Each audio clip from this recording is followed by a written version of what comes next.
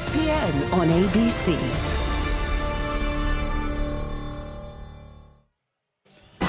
The Texas State Fair creates a uniquely frenzied backdrop from one of the great rivalries in sports. Oklahoma versus Texas, the 119th edition of the Red River Rivalry. And this one feels as important as any of them. We'll get things cranked up from the Cotton Bowl after this message and a word from your local ABC station. This is what you've been waiting for. This is what it's all about. The rivalry, you look at 100 years of it, there's a lot of hate and heart for each other. Both teams undefeated. I don't think it gets any bigger and better than this.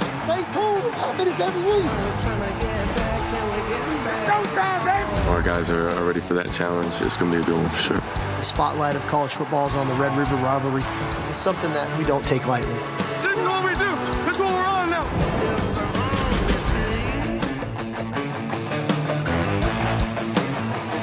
Cool and crisp at the Cotton Bowl for a precious day in college football. The 119th Red River Rivalry. Here come the Oklahoma Sooners, 5-0 in a rebuilding year 2 under Brent Venables. Not thinking about the pain of last year's shutout here at the hands of the Longhorns.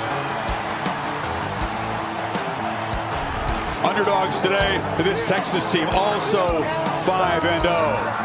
It's a business-like team, says Steve Sarkisian. They keep their emotions in check, but they've already passed one massive test on the road this season, a resounding win over the Crimson Tide in Tuscaloosa. Ja'Tavion Sanders, number 0, looks healthy and ready. That's good news for the Longhorns fans, their talented tight end.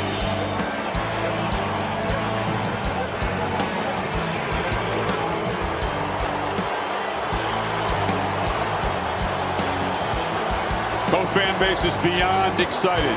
Both feel good about where their football teams are, but they can't feel great because they know the challenge that awaits on the other side of this fabled stadium today. Absolutely unique. So sit back and savor the next few hours. And welcome to the All-State Red River Rivalry on ABC, presented by Head & Shoulders. And welcome. I'm Chris Fowler. Kirk Herbstreit making his way up here from the game day set. Halle Rowe joins us on the field. You know, every one of these games is precious, but when these teams are undefeated and they have championship dreams, it just feels a little bit bigger and more important. That's what we got here today. Two football teams that are really complete. You've got two quarterbacks, and Dillon Gabriel for Oklahoma, Quinn Ewers for Texas, playing at a very high level and surrounded by playmakers who like their matchups against the opposing defensive backs. And then, of course, there's the all-important ferocity of the trenches when these two teams meet. The line of scrimmage very often decides things.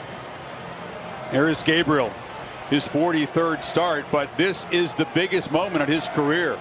Couldn't go a year ago. Concussion protocol knocked him out. And the man from Hawaii, the lefty who can spin the ball so beautifully, has been in the zone so far this season. Well, it's been a dozen years since these teams were undefeated, and since '55, it's exactly dead even, 33 wins apiece. 5-0 for the first time since '08. That was a memorable season for both programs. Dallas has hosted the last 95 years. This is the final chapter, of course, as Big 12 Conference are both off to the SEC next season. Halle Rowe has a ringside seat for this one. She's with Steve Sarkisian. Well, Coach, there's been a lot of hype all week. This atmosphere is electric. How do you want your team to harness it productively? I just want them to have fun today. You know, these guys put in a lot of hard work, had a great week of preparation, want them to enjoy the moment and play good football. You have a couple of key guys that we're waiting on injury for. How do you see Sanders performing today and Jalen Watt? JT Sanders is good to go. Ryan Watts won't be able to go today. Thank you so much, Coach. All right, thank you. Great day for football, isn't it? It's amazing. Yeah, temperatures in the low 60s. It's going to be in the 60s throughout the game. Kind of a breezy day. You're watching a presentation of the Big 12 on ESPN. Kirk Herbstreit has made his way through the people and is up here. Pretty good time. Yeah, 153 to the elevator. Well, we set the table a few minutes ago, Kirk, but as you know, you can feel it on the field. It's one of those games where the emotional and physical fuel is overflowing for every guy. How do you not let that take over in a game this big? I give Texas an advantage there because of the experience that they have, not just this year, but this is a team that they've been through a lot. You know, think about the losses that have piled up over the last 2 or 3 years, some of the embarrassment moments that they had, and this is now a veteran team that survived that. Oklahoma in the second year with Brent Venables, this is new for them. They got embarrassed last year on this field. I think they've used that as motivation to get them ready to play and avenge that loss. What happens on this field just resonates forever in this rivalry. Moments so powerful through the years, and sometimes today keep an eye on the small moments because they can be magnified and have a huge impact on the outcome. 50-50 is always the crowd. To the left side, as you watch this, the Burnt Orange Nation. The Crimson of the Sooner Nation on the right side. OU won the toss, and Brent Venables, as he does, deferred. So Texas will get the football first.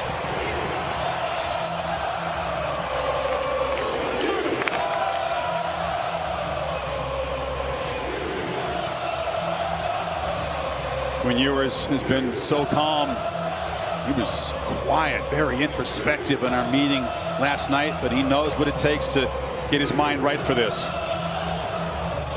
Keelan Robinson back to return this one. Zach Schmidt, very solid kick for the Sooners to get it started. Red River, number 119. Robinson drifts up and he'll have a chance from the 11. Good coverage. The Sooners flew down the field behind that high kickoff, and Ewers backed up the 19-yard line as he comes out for his 16th start. He's only 20 years old. Seems like he's been around longer.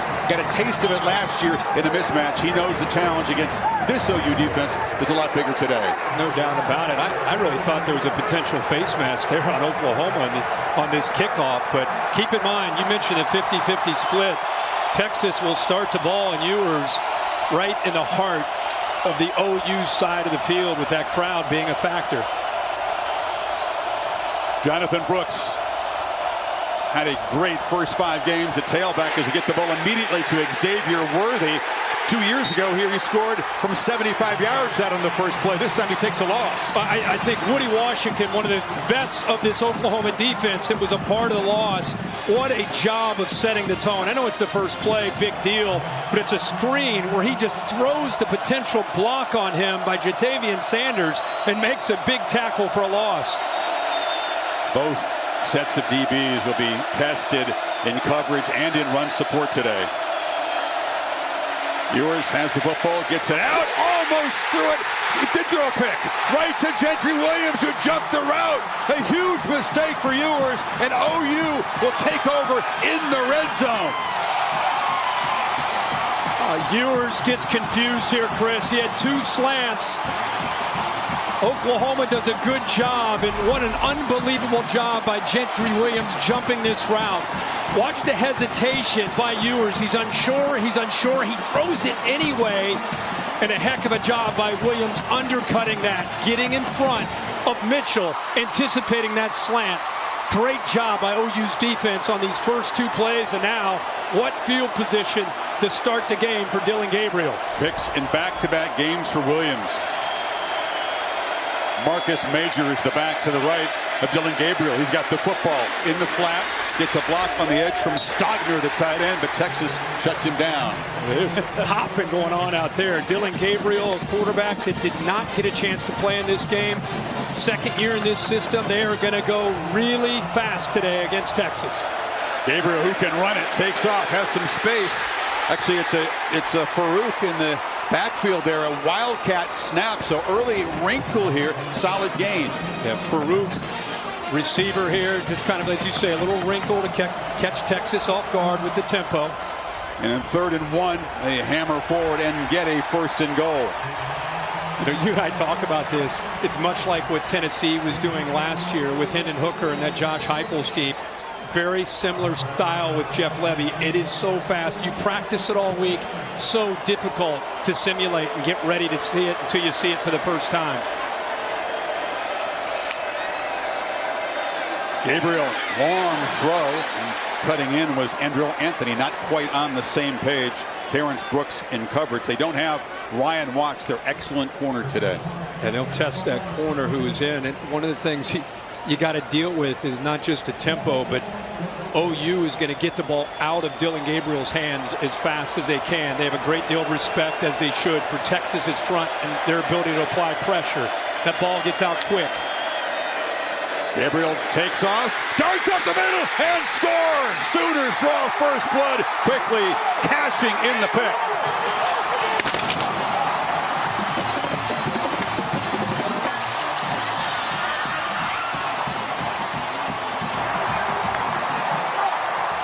Did a really good job of selling this, and then follows his right guard.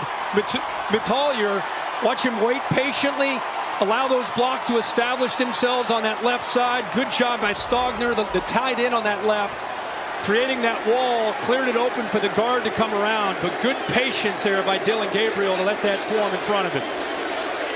Oklahoma could not have imagined a better start.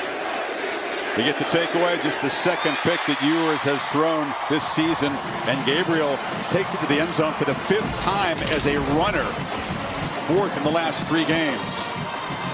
Defense with a big interception. Remember, they were torched a year ago. They come back, get the turnover, give Dylan Gabriel great field position, and the Sooners cash in here early in Dallas.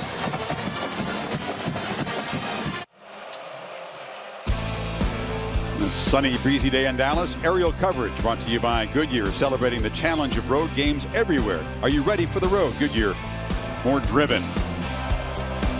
Less than 2 minutes in, the Sooners up by a touchdown, and Kirk Quinn-Ewers, who tried it out a few minutes ago to start this game, has got to shake off a terrible mistake. It's the second pick that he's thrown, by far the most costly.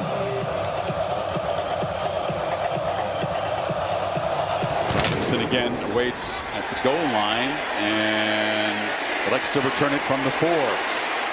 Sidesteps one man and barrels forward out across the 28. So what does Sarkisian tell him? Well, the one thing you rely on is the experience of last year, and he had moments like that, and that's where we all feel he's really grown. You know, he's got to settle into this game. Sark talked this week about not being emotional. A lot of emotions in his stadium, a lot of emotions with the players on the field. His quarterback has got to be beyond that, which is a real strength of his. So now he's got to bounce back from adversity. It's what you do. And you're going to have enough football in his life to know that put that one behind him and move forward. It's Brooks, short gain, plugged up by Ethan Downs. This Oklahoma defense with a whole bunch of fresh faces, a bunch of transfer portal guys, some young players they've worked in. They've improved a lot through the first 5 games from last year's nightmare. Ewers back, look downfield, and he'll be swarmed. A short sack, nobody open, and the pocket collapsed around him. Well, DeJohn Terry got him. Yeah, this is the area that Oklahoma has improved the most and put a lot of work into improving, is the defensive line and the ability to get after the quarterback. We have an offensive lineman down for Texas. This is an experienced veteran offensive line and played a lot of football together. That looks like it may be Jake Majors, the center. Well, he is an enormously important figure on this team, a 3rd-year starter who is the quarterback of the O-line. We'll step aside as they take a look at Jake. The All-State Red River Rivalry on ABC is presented by Head & Shoulders. Make every wash count. In part by All-State, you're in good hands. And Chick-fil-A, the new Honey Pepper Pimento Chicken Sandwich has arrived at Chick-fil-A. Enjoy it for a limited time. Well, here's the sack by DeJohn Terry. As he fell on the back of number 65 for Texas, the center, Jake Majors, who walked slowly to the sidelines. Here's another look. And again, one of the mainstays of this offensive line, the left leg there gets rolled up on every offensive lineman's worst fear. On 3rd and 13, Ewers just flips a little fluttering pass to Brooks out of the backfield, who had too much work to do to get there. It's tackled by Danny Stutzman, the top tackler in this conference a year ago. And the Sooners get off the field with a stop. Bathroyd does a good job. You see him almost go down 80, but he forces him out of that pocket. Man, this Oklahoma defense, to think about where they were a year ago, 49 points allowed in this game, almost 600 yards, 6 yards a carry, 36 first downs. These first two drives for Texas, they have been relentless. And now down into Oklahoma territory is Jordan Whittington, the wide receiver. Sarkisian feeling something had to change early, and he rolls the dice, Kirk. You're exactly right. A late shift. Oklahoma not seeing that, so they were able to outflank them on the edge, and he's able to get the yards that he needs. You see it all the way out here. Oklahoma did not adjust. It was a late break of the huddle. Oklahoma caught completely off guard, and I love your point about know it's own territory. He had to do something to create a spark and a little bit of momentum. Whittington playing in his fourth edition of the Red River Rivalry makes a big play, and now Ewers, he's been harassed a lot early, tried to flip it to Brooks, kind of a sidearm throw, but Ethan Downs made him uncomfortable that time. Yeah, how about that? I thought he was across the line of scrimmage, maybe he was just barely behind. It was very, very close. You see the line of scrimmage at about the 48. Look at the pressure. A lot of good coverage downfield. Boy, his whole body looked like it was across the line of scrimmage. If anything, maybe just a foot staying behind the line, but no flag. It just takes one part of your body to avoid the penalty, and they do. And this is the kind of run that Brooks has executed a lot this season. The quick burst up the middle, well blocked. Key Lawrence stopped him. Yeah, Hayden Connor, left guard, nice little counter play here along with Gunnar Helm, and now they're showing Oklahoma some of their own medicine going fast. Sooners defense not lined up, but they close down Brooks very quickly. And he's stopped at the 40. Gentry Williams, who had the big pick, makes the tackle, and now another decision for Sarkisian. It's fourth down. Trying to catch him off guard. Oklahoma did a pretty good job again up front. Boy, that defensive line is penetrating, very active in this game. And with Majors out, Connor Robertson in. Savion Red in wildcat position. C.J. Baxter, the freshman, is to his right. And a throw across the middle, and it's caught. Complete. Sarkisian with another big gamble. Now the ball's loose at the end of the play. And it's ruled a fumble recovery by Oklahoma. Gunnar Helm, the tight end, caught the pass and then fumbled at the end. And Savion Red is known as you said, a wildcat. He's a runner. Hasn't shown this a lot. He's a running back, but he's the defense communicating. Hey, he's in, so let's get our eyes up here. They blitz this backer. Look how the defense collapses down. So it's a great call by Sark. One step ahead of the defense, and Brent Venables, you can see the ball almost comes out. Boy, his right knee may have been down. Bring in Bill Lamagne. Texas crowd reacted when they saw it on the big screen. Bill, what do you see from this play? This is an enormous call early in this game. Yeah, they're doing a review on it right now, but the knee's down. And then the ball comes out. Replay's going to reverse this. They keep the football. Bill, how about he bobbled that initially? It is grasped right there, Bill. It's kind of starting to lose control at that moment. Look, he started to lose the football. They're trying to knock it out right there, but good job of showing strength to hold on to it. Now he's got it secured, and as Bill said, it's really close. It really is. It's a barn burner. And it's a barn burner. Usually go what? With the call on the field? You have to go with the call on the field. Richard Brown is the replay official for this Big 12 crew. Is it clear enough, the evidence, that he still had control to overturn the call on the field? Bill, if you were in that position, what would you do? Well, again, the ruling on the field is a fumble and a recovery. So they have to have indisputable video evidence to say, no, he was down in full control. So they have to go with the call on the field in that case. I mean, what a seek to Sarkisian in his own end. Fake punt. They get it. Face another fourth down. go to a wrinkle and throw a pass. It's all going to come down to whether or not they feel that ball was slightly moving before that knee touched. Well, they review this. We apologize. We're rolling with some serious technical issues in the first minute of this broadcast. We hope our crew will do a great job, but it's a power issue, and our crew is as good as any trying to get things in terms of the cameras and microphones back up and running. The last view that I just saw from the replay booth, I've got firm control of the ball with the knee down. Okay. But you went back and forth a couple times, didn't you? That's your final verdict? Yeah, I'm going with it. Now you just saw a different shot that he feels better about. What a call this is, whichever way it goes. I mean, everything going Oklahoma's way early. The fake punt to keep the drive alive, a potential conversion here. Like I said, the ball gets punched right there by Billy Bowman. He's able to keep control of it, and then it starts to come out.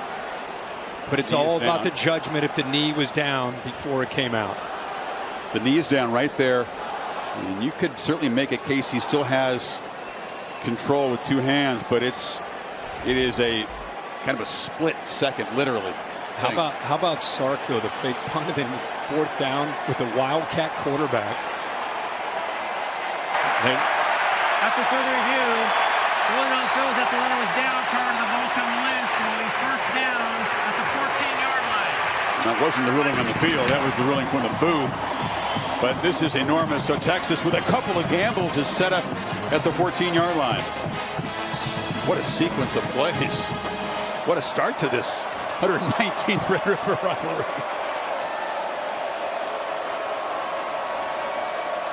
Texas working toward their crowd, should have the benefit of a relatively quiet series as they try to tie the score here. And here's a reverse, another wrinkle on the end around as Keelan Robinson. Sark is showing a lot in this first 20 plays that he comes in scripted, and he's been off script a couple times. I think he's had to adjust, because I think what surprised him is he had a lot of respect for what Brent Venables has done through recruiting to see this defensive line. They punished them a year ago, but Brent Venables in his second year, he's got different folks to work with up front, and they are winning the line of scrimmage. Sark's forced to get the ball out away from that front. Robinson and Brooks flanking Ewers. And a throw. Sanders tipped up in the air and intercepted. The second takeaway. Kendall Dolby comes up with the pick. Billy Bowman batted it up in the air. He batted it up in the air, and he went right through Sanders' chest in the process. He's the veteran back there, just a grinder. How fitting for him in this rivalry game that he makes this play. Just sitting back here waiting for the potential threat right there. I think viewers at home watching it live wondered if it might be a defenseless player getting hit up high. Ball's loose, but he hits him clean below the neck area. So it's a clean hit, well timed. Ball goes up into the air. Dolby's there to pick it off. Junior safety from Denton is a big playmaker. He made an interception in the fourth quarter. A tight game at Cincinnati ended the Bearcats' hopes of winning that game. Then last week, third play of the game, it's a pick six against Iowa State, and now this huge hit. And one of the big weapons in this Texas offense, Sanders, and Oklahoma, 2 takeaways. Texas offense only had 2 turnovers all season. Now a wrinkle from this side is Gabriel, the quarterback, is split out wide. Stepping under center. Now he'll move back and take the pitch. It's Farouk running left. A lot of movement by the Sooners, just trying to affect the communication of Texas. They're in play position.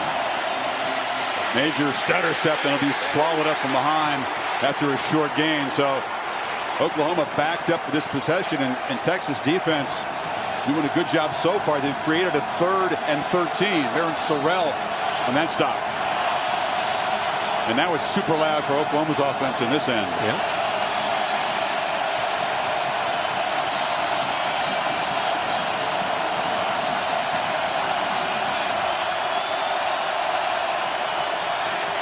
Gabriel from his own end zone flips it high and incomplete. Tried to find Drake Stoops on the cross. And the Longhorns force a 3-and-out. Well, when they spread you so wide horizontally, it creates great vertical seams. Look at all the space to work for Gabriel. Going to get the ball out fast, but with the blitz coming, it's just a one-on-one matchup with Stoops against Thompson. But an errant pass, never a chance there on third down. Xavier Worthy waits in Oklahoma territory to receive the punt of Josh Plaster, and it's blocked, and Texas scores a touchdown. Could you ask for more wild stuff in the first few minutes of this game? Malik Muhammad is a true freshman at corner, made the play. There is a flag on the field. I think that's a celebration flag. This score will count, but probably an excessive celebration. Texas, the way this game is gone. I mean, this is vintage OU Texas. This is the Cotton Bowl. This is what it's about, right? I don't know, man. We've seen a lot of these games. I've seen very few, but it started off quite like this. This is wild. He's telling him probably you could take this penalty, maybe either the kickoff or the extra point. You know, special teams, as you said, always have a way of factoring in. On field is a touchdown. After the play, unsportsmanlike conduct. We've already seen Bowman. He's blocked 2 punts this year for Oklahoma. You figured they might have a special teams edge coming in, but look at the play by Malik Muhammad. Muhammad ends up pouncing on top of the football. Good job there by Crawford to get his hand on it. Crawford is one of the gunners. He's one of the best special teams players. Tremendous job. They kind of let him run right through. And Muhammad there to make it a touchdown and not a safety. Whoa, catch your breath here. 6 minutes in Dallas. Some wild stuff. 7 apiece. Howdy, Dan Orlovsky, the studio update. Undefeated Maryland striking first at Ohio State. Talia Tungavailoa here, Dan. Really nice job. Gets from 1 to 2, sees the slot double, gives Prather a chance up high. Look at the left-handed one arm. 7-0 Terps leading the 4th-ranked Buckeyes. Back to Chris and Herbie. Kevin, Dan, thank you. A lot going on this noon Eastern time window. But say that not wilder than what's going on here. 2 interceptions. Hit a fake punt. Then at a 4th and 1 convert, resulting in a fumble that was overturned. Then a block punt for a touchdown. That's all you've missed if you're just joining us. Lefty Stone to kick it away. Farouk, who's featured in a variety of roles here in the early going, is the returner. And into the wind, he's going to have a chance from about the 14-yard line. And now a trick on the return. The ball is flipped back. And this is Petaway, and he's got the ball out near the 45-yard line. What else can happen? Well, with that unsportsmanlike penalty on Texas's bench, they end up kicking that off from their own 20. So there's a lot of room to work with for the Sooners, and another, why not? Little razzle-dazzle from both sides and big yards with Texas out of position all the way up to their own 44-yard line. So special teams from both sides impacting this game. Both coaches feeling in an adventurous mood today. Every advantage they can try to gain in a matchup that we think is pretty darn even across the board. And if it weren't for Sark and of course Jeff Banks, the special teams coach, Texas would be down. Banks with the fake punt call on 4th and 5, and then the block punt. He's one of the best in the country. Came with Sark from Alabama. Well, we're going to bring in Bill Lamagna again because Richard Brown, the replay official, is going to look at whether or not this little pass on the kickoff return was a forward pass, which wouldn't be allowed. Bill? They're looking at the release point and then the touch point. You know, live on the field, I didn't think it was a questionable call at all, but watching it here on replay, again, it's a barn burner how tight this is.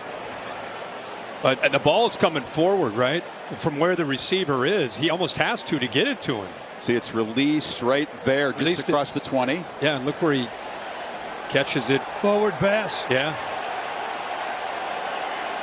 So that'll be a spot foul and a 5-yard penalty. So a spot foul from the 22 would move it to the 17 if they take it away. That's about a 45-yard difference. Yeah, 44 yards from the 44-yard line. So if you're scoring at home, 2 Lemonier barn burners for the replay official. That's fitting. That's fitting for this game. Hey, a buddy of mine texted me and said we should call replay cheaters proof. That's one of those things that you practice and you wonder if the coach is ever going to call it. You got to execute the timing perfectly. Fruit flipped the ball up in the air, but just a little bit too soon. After further review, the pitch was forward from the 20-yard line, under the forward pass. 5-yard penalty from that spot, and will be first and 10 from the 15. What do you make, Kirk, of both head coaches, being this adventurous this soon? Sometimes you save it, right? You wait till maybe the second half. I think these coaches realize the importance of trying to get out early. We haven't even really gotten into the flow of this game of Jeff Levy's offense and the tempo and Texas's strength, the defensive line, who's going to win the battle. We haven't even had really a chance to get into this game because there's been so much back and forth. So many unusual play calls. Say that again. So from the 15, Major is the back.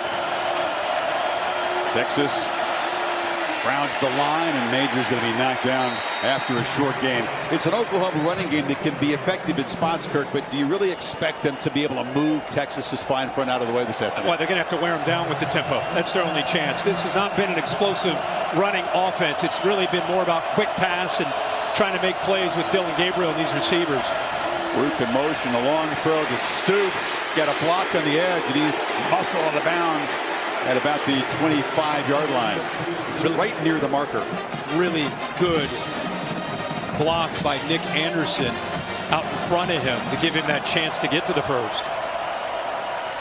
Play fast when they move to 6. Gabriel hit as he throws. Hit from the back, and the ball falls incomplete. That was big Tavondre Sweat with an interior power move. Yeah, and that's what you expect to see from this front. That's why Oklahoma wants to go fast, because they don't want to deal with that. Are you kidding me? That's a large man at 362 pounds that has some twitch, believe it or not.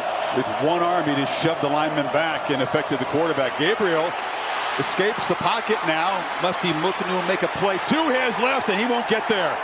Pursued and chased by the true freshman Anthony Hill, who made a big impact in the win at Alabama. Yeah, that was an unusual move by Dillon Gabriel. He gets back in the pocket. He kind of ducks. Could hide it there. Yeah, and he had an open receiver in the slot to his left if he was able to get the ball out quickly and Farouk. But because of the size, that's been a big emphasis with Texas.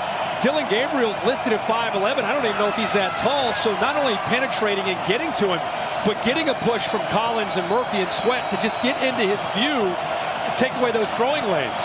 Backed up in the noisy end on 3rd and 11. Tawee Walker is the back. Gabriel straight back to throw. Has time, deflected, and then caught by Anthony, but it's short of the first down. So again, they get the pressure, and that was Sweat who got his hand on the ball. I got to see what this vertical is. There's no way the big fella, he did. He got off the ground pretty nicely at 362. Big man getting his hand on it. Big man wrecking that series for Oklahoma. So here's Josh Plaster, who just had it plastered back in his face from his own end zone for the second punt. Worthy waiting at the 25 if the punter can get it off this time. Texas peels back and plays for a return. It's a very ugly line drive kick. A flag is down. It'll roll dead at the Texas 42. Wow, an adventure for the punter Plaster, a 26-yarder. Flag is on the far sideline, near the line of scrimmage. If he's trying to kick it rugby style, Kirk, he just bounced it along the ground. It was certainly ugly. It sure looked like he was. Took a few, 2 or 3 steps off to his right. Usually they do kick those or punt those balls much lower, and they just wait for the roll. Talking to the Texas sideline. Special teams will play a key role, but maybe not this key this early. Talking about the flag that was back near the line of scrimmage. 5 guys in the backfield. Illegal formation kicking team.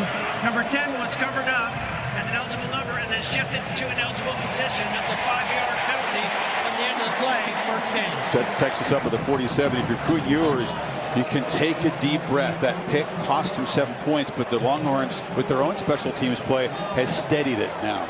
And now you really get into your game plan. But again, at the line of scrimmage, think Texas would win that, but they have not been able to yet. No, Brooks, not much room. Stopped right at the line of scrimmage. Holly? Well, guys, Jake Majors, the most important part of this Texas offensive line is in the locker room. They took him off the field, examined the bones and left ankle and foot. He tried to push off on it. It was not working, so they've taken him back inside. It's a huge deal. He's the most effective communicator up front. He sets the protections, the lines. He is such an integral piece, and the guy replacing him right now is a freshman, a redshirt freshman. It is a big storyline to watch, guys. It's Connor Robinson. Now, you're right. Majors has a tremendous calm about him. A great center's personality that Ewers counts on. He'll have to make do. This is Whittington on the near side. Makes the catch into Oklahoma territory. And that was a much better job of giving him some time. Hayden Connor coming down to help Robertson there in pass protection. At least he had time. The play not able to be executed downfield to pick up a first down, but it's just one of the few times he's been able to sit there and survey the coverage. Adonai Mitchell to the left of the formation. Ewers is going to fake the pump and then dive forward, and they will move the sticks. Another tactical scramble by Ewers. Done a lot more of that this year very effectively. It's a good job. He wanted to release it, but he senses pretty good coverage here by Stutzman. He gets into that throwing lane, so he's got to come off of it. Playing with tempo. Flag is down before the snap, and it's a false start. So that's the other part of the equation when you try to get the defense disorganized. 5-yard penalty. Still first down. That was Mitchell. And Mitchell just flinching just a bit while Whittington was in motion. You're right about the frantic stuff going on here. Neither offense really been able to settle. We haven't got a look really at what's going on, other than OU's defensive front is playing well. Yeah. Play fake, far pitch, and slipping a tackle is Whittington, but a short gain as the pursuit caught up to him. Just cannot say enough about how different things are in year two for Venables and Ted Roof, the defensive coordinator. You know, if you're an OU fan, when they hired Brent Venables, this is what you envisioned. This is the defense that you think about when you think of Brent Venables. A defense that flies around, moves around, confuses a quarterback, confuses protection. Ewers hesitates, and that's going to be fatal for him today. He does work his way free. DeJohn Terry held on for dear life. It's another sack for the Sooner front. Again, that's what we just talked about, is showing one thing and going to another. Watch good coverage downfield. So the front and the coverage marrying one another. So Ewers, it's not just the pass rush. It's the confusion with good coverage downfield. Ewers forced to hold on to the football, and then by doing that, you give the defensive front time to get to him. Now it's Oklahoma with a key guy down on the field. DeJohn Terry, the nose tackle who made the sack of Ewers, and the play that injured Jake Majors is now being looked at by the training staff for Oklahoma. If you look at Terry and Ford, Lacey, Laulu, I mean, they've got 4 transfer portals of guys that have come in and made a difference and added depth. This is where we are. This is the first throw that Ewers had. It was an interception, and it allowed Oklahoma to get on the board early with Dylan Gabriel. But give Texas credit. They came back. They looked like they were going to drive and put points on the board. Interception. Defense does their job, forces the punt, and Jeff Fake's unit comes up with that block and a touchdown to tie it up. In the middle of all that, a fake punt and Sarkisian call that worked. 3rd and 19. Texas, the brink of squandering a great opportunity with field position. Ewers has a lot of space, but a long way to go, and just has to flip it away. This Texas offensive line is missing their center, is having a hard time protecting the quarterback right now. They are, and Ewers, you know, a quarterback that I think came onto the stage against Alabama and played so well. I think everybody around the country is really excited about Texas and this offense and its potential. But OU is fired up. He is 5 of 9, only 12 yards, 2 picks, and he's been sacked twice, not to mention all the hurries. So Sanborn will try to pin Oklahoma deep. Gavin Freeman, 5'8" sophomore, standing back at the Oklahoma 8. Sanborn boots it high. He's kicking into the wind, and the fair catch is made by Freeman. So Oklahoma begins at the 12-yard line. Well, tomorrow, Sunday NFL Countdown. See how Christian McCaffrey has been inspired by Bruce Lee. And a Monday Night Football in Vegas. The Raiders host the Packers, 8 o'clock Eastern, 5 Pacific. Peyton and Eli on ESPN2. The Packers lost to the Lions. They did. Lions are real. Well, they're packed up deep in their own territory again. Special teams impacting this game beyond the obvious. OU wants first downs, and they want to crank the tempo. It's the back, Tyree Walker in motion. Gabriel took a quick peek and then just runs it up the middle. We're going to have to keep a spy or someone focused on him. He's hurt every opponent running the football. Well, but Texas thinks a big key in this game is their defensive line being outnumbered because of the formations with the receivers. You have to spread yourself out, but if you can stay with fewer numbers in that box and still get away with it. He picked up 5 on the first down. Now Walker, who's 5'9", but is built like a tank. Look at the power there. 216. I think he seems even bigger than that. It's a first down. I don't know how he got that. I mean, he was met maybe 2 or 3 yards short of the first down, but that power allows him to fight for those last couple yards to get them out of the shadows there of their own goal line. He's very thick.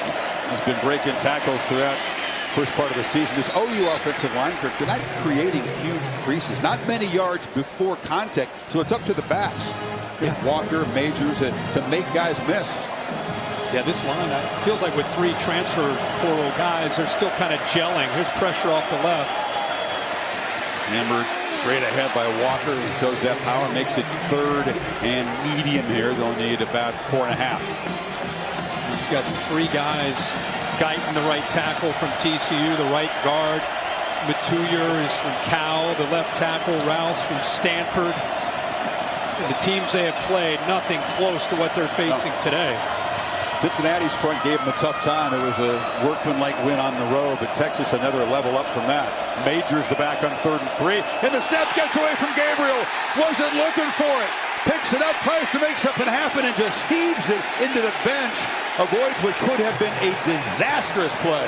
Now he's looking off to his right, setting the motion for his receivers, and the ball is snapped by Rain. Look at him, he's looking off to the right. Oh, and by the time he claps for the ball, remember where they are on the field. That's the toughest part of this stadium for this offensive line because it's down with the horns in. What a job by Gabriel, sense of presence of mind there to just come back and pick up the ball instead of giving up on the play, throws it away. Second time that's happened this year. Rain not on the same page. You saw Gabriel looking at his hand as he comes off. A flag is down as Texas may have roughed Plaster the punter. Another impactful special teams play. If it's the 15-yard variety, it's a first down. B.J. Allen got in there. What else can happen? On special teams alone. Leg is extended. Running into, of course, is a 5-yard penalty. That's what it number is. 7, 5-yard penalty. The yardage results in a first down. It's enough to make it. Keelan Robinson there. Did his best to avoid contact, but just brushed him.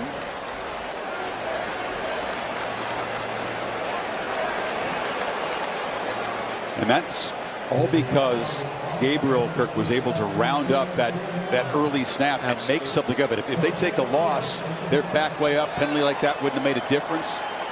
Incompletion kept it 4th and short, and now the Sooners with fresh downs here from the 34.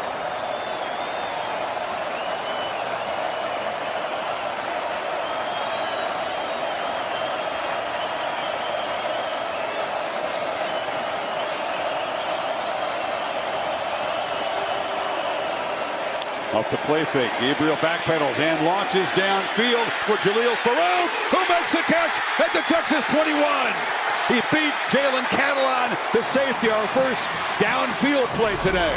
Well, this is a matchup they want. Catalon is known more as a thumper, and they're able to get downfield, create that one-on-one matchup with Farouk. Nice job of locating the matchup, and Gabriel puts it out in front of him where he can run under the football. 43-yard gain. This is Walker hammering to the right. An area of big improvement this season for Gabriel, throwing the ball downfield. Doesn't matter that his hand is bleeding. That's, of course, his non-throwing hand, but got to power with the left. Got to power through. Didn't affect that deep ball very much. What a good job by Jeff Levy. That's what he does. He spreads you out horizontally to take shots vertically. Walker breaks the first tackle, but is spun down behind the line of scrimmage by Jalen Ford, the leader of this Longhorn defense, who sets the tone. One of the more instinctive linebackers you'll see in college football. Get another player down.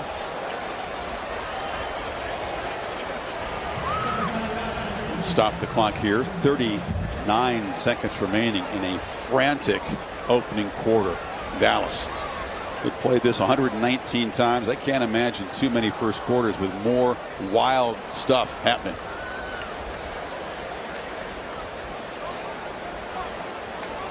Looks like it's Jalen Catalon, safety there, who just got beat deep on that ball, who's down on the field. And it's 3rd and 10 for Oklahoma, so they make the deep throw, get set up in position, but now face a 3rd and long. But if you're not familiar with what Brent Venables is doing offensively, you can see Catalon is sitting up now.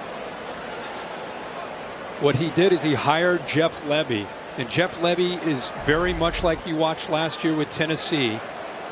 Want to go tempo, want to spread you out, and want to take some shots by getting those one-on-one chances. Catalon on the tackle of Walker, you can see he kind of rolled over, and he is on his feet but limping heavily. And Derek Williams is a true freshman in Louisiana who backs him up. Talked about the importance of Majors in the offensive line. The importance of Catalon in the secondary is enormous. He's just a big playmaker. And the guy who's kind of the glue back there, and now a true freshman steps in for him. So Jeff Levy has got cooked up in this 3rd and 10. Blood in the pants of the quarterback.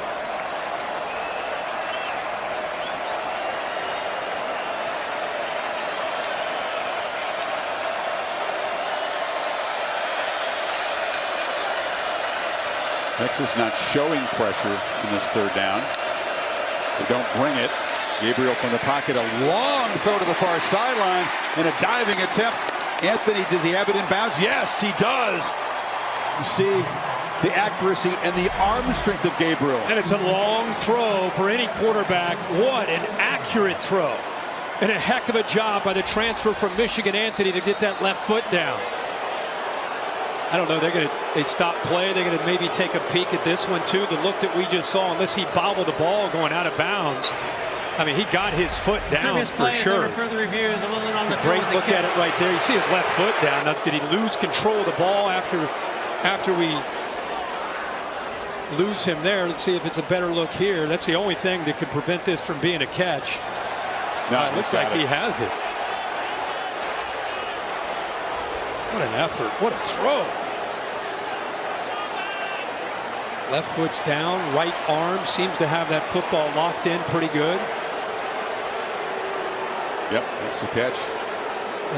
Like I said, the only thing is if he bobbled it after, but it doesn't appear that he did at all. He didn't lose control. He was more perplexed than anybody. He looked around like, they stopped that? I had that. This drives you crazy when they stopped to review, because Oklahoma's offense was cranking. They were up there ready to run a play. First down from the 11-yard line. Now Texas gets a chance to take a breather and maybe coach up Derek Williams, who's been thrown into the fire. Yeah, freshman. That's where I was going with Oklahoma's style of offense. Again, it's much like Tennessee with Hendon Hooker and what they're doing this year with Joe Melton. It's fast, fast, fast. You see Auburn, any of these teams, anytime they can slow an offense down, they'll have a guy that's, that potentially has an injury where he'll just go down even if it's not an injury. Injury in quotes. Yes. And so you're right. They want to go as fast as they can, and things like this slow down Dylan Gabriel and the rhythm of this offense. There was a slight bobble of the ball, but he got his right toe down just before the knee hit out of bounds. So he did regain control. Wow. I didn't see any bobble. Good for you seeing that. Weird start, but now Gabriel has found some rhythm here with the deep ball and the great third down completion. Walker into heavy traffic. It's just hard to move those 300-pounders in the middle. That's where the big boys. That's where the big boys are, inside there. That's tough sledding. Well, what a first quarter in Dallas. Oklahoma threatening, but it's 7 apiece in the Red River rivalry. Back after this message and a word from your local ABC station.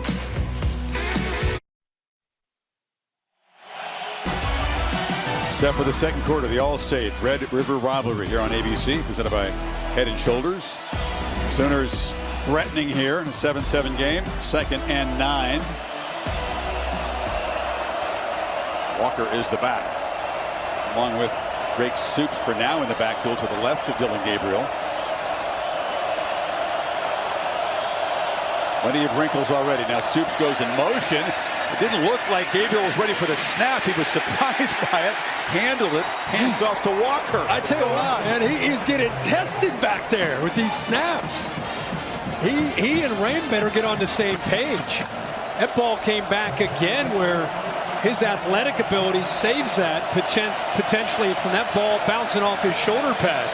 So again, keep in mind where they are on the field. Loudest part of this stadium for this OU offense and that O-line. First snap for Gavin Sawchuk, who's the back who motions out. Empty backfield now. Texas rushes 4. Gabriel thinks about scrambling. He'll take off. Now flips to the end zone. Almost threw an interception. Tracking across was Jaron Thompson, the safety. Wow. Gabriel lucky to avoid a pick there. He really is. He wanted to go off to his right here. Safeties take it away completely. And then he has to come back. See, he looks right. Now he's going to work back over here. Once he makes that decision, look at the eyes of the Texas safety. He reads him perfectly, and he brings him over there to make that play. Man, both these defenses, Kirk, have some experienced and savvy safeties who make the quarterback pay for a bad decision. Chip shot here for Zach Schmidt. And that is a straightforward special teams play. We've had very few so far. That was a heck of a drive by Oklahoma. It took it 78 yards in 13 plays, 4.5 minutes. Back on top by 3. Kevin Nagani back in studio with this update. LSU didn't bring their jackets or defense so far in Columbia, Boog. No, number 40, the linebacker, Weeks out of position, and Missouri made him pay easy walk-in touchdown. Cody shredded the touchdown run. Then Brady Cookie has a pair of touchdown passes. Really nice play call. A tight end slid across, defender didn't cover. Where is this LSU defense? Everybody's been saying that, right? Right now, they're down. Home Tigers up 22-7 over on ESPN. Chris Herbie, back to you. Mizzou, a sneaky undefeated team, huh? Picked him on the board. Oh, okay. Feeling good about that. See if it holds up. Schmidt with a line drive kick. And Keelan Robbins is going to bring it out and breaks a couple tackles. Knocked down at the 15-yard line. That's where Ewers will set up. Well, since the Big 12 was formed in '96, your Athletic trivia question asks you, which player has the most career rushing touchdowns in games between Oklahoma and Texas? So an entire career? Yeah. So like a Adrian Peterson, DeMarco Murray kind of. Williams was kind of at the beginning of the years in the Big 12. Yeah. Jamal Charles.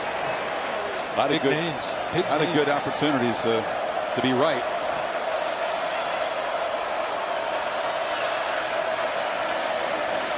Handoff when he left is C.J. Baxter, the freshman who was the game 1 starter, but then injured his ribs and had to miss some time. But he's powerful, instinctive, shows you why he's got the 5-star label. For sure. Ewers right now doesn't have a completion beyond the line of scrimmage. 0 for 3. Looking for his first one here, and the high throw is caught for a first down across the 30-yard line by Jordan Whittington. That's all he needed, right? Just bring that up, that he's 0 for 3 downfield, and then he gets a one-on-one matchup. Nice job of using that motion. Ends up getting the ball thrown to Whittington. And now a first down throw across the middle, and the catch is made by Adonai Mitchell.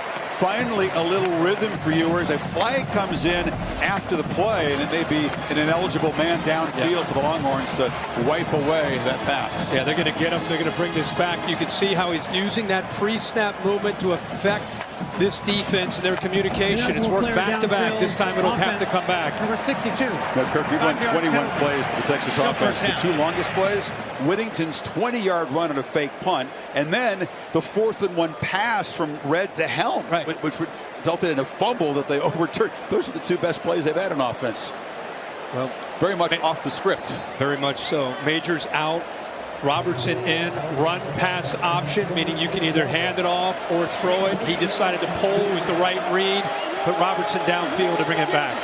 1st and 15, they hand it off, and breaking tackles is Baxter. Just does not look physically at all like a true freshman. Very impressive lower body power.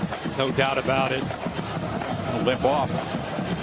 We've seen a lot of injuries. We've seen a lot of unusual plays. Hopefully he'll be okay. As you said, he's had to fight through some injuries early. And by him going down with that injury earlier this year, Brooks has really emerged as their go-to back. Over 200 last week against Kansas. It's an important game because it sets up a 2nd and 6. And now they give it to Brooks. It'll be 3rd and short. I love Brooks. I love what he can do. He plays with a purpose. Has a tattoo on his right forearm about his father who passed away in March of 22. Uses that as a motivation. That's his higher purpose that he thinks about. Plays with a great deal of passion. A lot of maturity, too, to be sat down as a starter opening game to get the job back when Baxter was injured. Averages 119 a game. Lewis checks the sidelines on this 3rd and 3. Play clock at 5. And they hand it off to Brooks, who makes a big burst, breaks a tackle. They try to punch it free. He won't let him, and he's tackled at the Oklahoma 30 by Gentry Williams. Well, I think this defense is expecting a throw, but watch the combination block up front. How about Robertson doing a good job of getting up to the linebacker connect? Off guard, expecting the pass, and they crease him in the middle. 31-yard gain, and they run down and try to play real fast, and it's another false start. This offensive line didn't have a single one of these in Tuscaloosa. Incredible poise. Number 52, 5-yard penalty. But this tempo is different today. It really is, and I think the reason you're seeing that, to be candid, if you go back to when Ryan Day and Ohio State played Clemson and Brent Venables was the defensive coordinator and they won convincingly that year, there's a lot of talk about, well, Brent Venables gets the last look, and some people accuse him of stealing signs. He just tries to get a last look. Well, the answer to that by a lot of offensive play callers is to change the tempo up, not to let him get that look. And now we have to spend a timeout. The clock was ticking down as Texas tries to keep this drive going. Ewers has finally found some rhythm.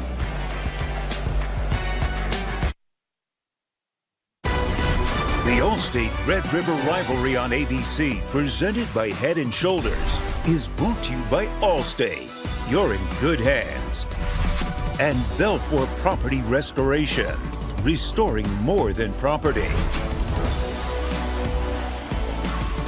Athletic trivia question. We were thinking about all the great running backs on both sides, Kirk. I have a trick question. Texas fans yelling at us. It's Sam Ehlinger. Oh, Sam Ehlinger. He had 12 touchdowns in games between OU and Texas. Count the Big 8. Yes. Big 12 championship game in 18.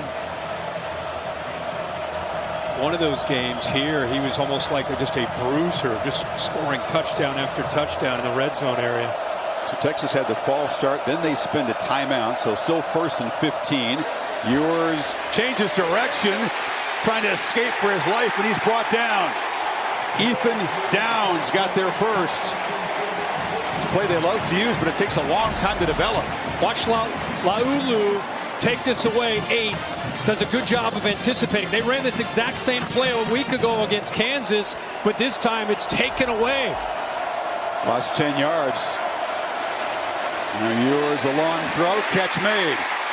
Worthy gets back a big chunk of the yardage from 2nd and 25. It'll be 3rd and manageable now inside the 30. Max protects, tight end in the back in there to help him out. And that's just a one-on-one matchup against a soft corner. Easy read, throws on rhythm and time there, that time by Ewers. Gives him a shot here. Yeah, Texas subs. Oklahoma had a chance to do the same and catch their breath before this 3rd and 7. Ball out quickly, one-handed grab made by Brooks, who fights near the first down. Stutzman forced him out, and it's going to be right there at the marker. Watch this, the one hand, like you said, and then to dive to try to pick up that first down. He is short, 4th down. Yeah, but not by much. What a great effort there by Brooks. Burt Auburn, the Texas kicker, has been struggling a bit by his high standards, and Sarkisian not going with the field goal here. It's about 1.5 yards that they need. Ewers on the move, flips it, touchdown! Gunnar Helm, the tight end. They turned him loose, and he makes him pay, and Texas is on top. What a call. What a call. Again, OU's eyes in the backfield on a short yardage play, 4th and 2, completely expecting that they're going to try to run this football. And once Ewers rolled out to the right, nobody picks up the tight end. And of all the tight ends in this game, you're taking a Sanders. You're not worried about Gunnar Helm. Gunnar Helm's out there to block and set the edge. First touchdown of the season, just his 4th and 5th catches today. He's figured in prominently here as the guy when we caught the 4th down pass and then fumbled, but it was taken away by replay. And Texas, 85-yard drive in 9 plays to jump on top. Gunnar Helm right here, and watch how he ends up just almost, hey guys, I'm just here to block, don't mind me. Once the quarterback rolls, look at the defense. All eyes are on the quarterback. Nobody thinks about the threat of Gunnar Helm. So Sark goes against the grain here, gets it to the 6'5", 250-pound tight end, who usually is out there to block. Comes out of Cherry Creek High School. That's a powerhouse in the Denver area, and he's now got his first touchdown as a Texas Longhorn, and it's a memory for life, and it's a big moment in this game as Texas marched right down the field, and the best news for them, they get their quarterback going. Exactly. They got their quarterback going, and they got their rhythm going. I think a game within a game is Sark's play calling against Brent Venables, the adjustments, the cat and mouse game, mixing up tempo, trying not to allow Venables a chance to make those adjustments late. That'll continue throughout the game. Stone to boot it away. And this is Farouk, who will wave for a fair catch. And Sooners will take over at the 25. Holly? Well, guys, Quinn Ewers redeeming himself on that last drive. He got off to a tough start with the interception, losing his center, a lot of chaos, but he's been working all season on his mental conditioning. He had a meeting on Thursday with Dr. Coffin of Texas to make sure that his fear of failure does not rise up in this game, and he did face some failure early in this game, but on that drive, he comes to the sideline after the big touchdown, calm, composed. You wouldn't know anything's going on by the look on his face. This is something he's been working on to rebound. That's a great point, Holly. Breathing exercises, sports psychology, those are the tools at his disposal. That was a lot to bounce back from early. This is Marcus Major, works the right side. That's a pretty solid first down game. They haven't had many on the ground. Well, you see what Jeff Levy did. He started with 4 receivers to the right, brought him all the way back to the left, and the adjustment from Texas gave him numbers back to the right to run. Longhorns really weren't lined up to defend the pass on the far side, but they hand it off to Major, who runs to this side, and it's Barron getting him down, but it's a first down. Yeah, the whole goal of Oklahoma's offense is to get the defense to look over to the sideline as the ball is being snapped. They're trying to get the call. Texas trying to avoid that against this tempo. Off the play fake, Gabriel flips it short. Major makes one man miss, is knocked down to the 45 by Anthony Hill, but This is what they say is on schedule for this offense. And he also, I love how the term, he says, we want him to create completions. Just operating within this offense. If it's a quick throw like that, stay on schedule, let us play fast. This is the slowest you'll ever see Oklahoma's offense here. Got a faster plan. 75% completion rate coming in. That would shatter the school record by Baker Mayfield as Gabriel this time plows the middle and gets nothing. So it sets up a 3rd and long 3. It was the right read. He had a chance to read that. Kind of a power play, quarterback power coming back the other way off of that play fake, but that big defensive line not letting anything get started there in the trenches. Sooners 2 for 6 on 3rd so far. Walker is the back.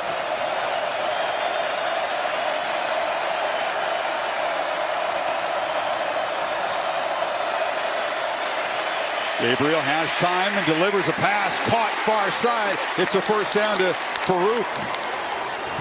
I don't know if it's because he's lefty and he's not the tallest. I mean, I know people compare Tua's kind of his system and the way his mechanics.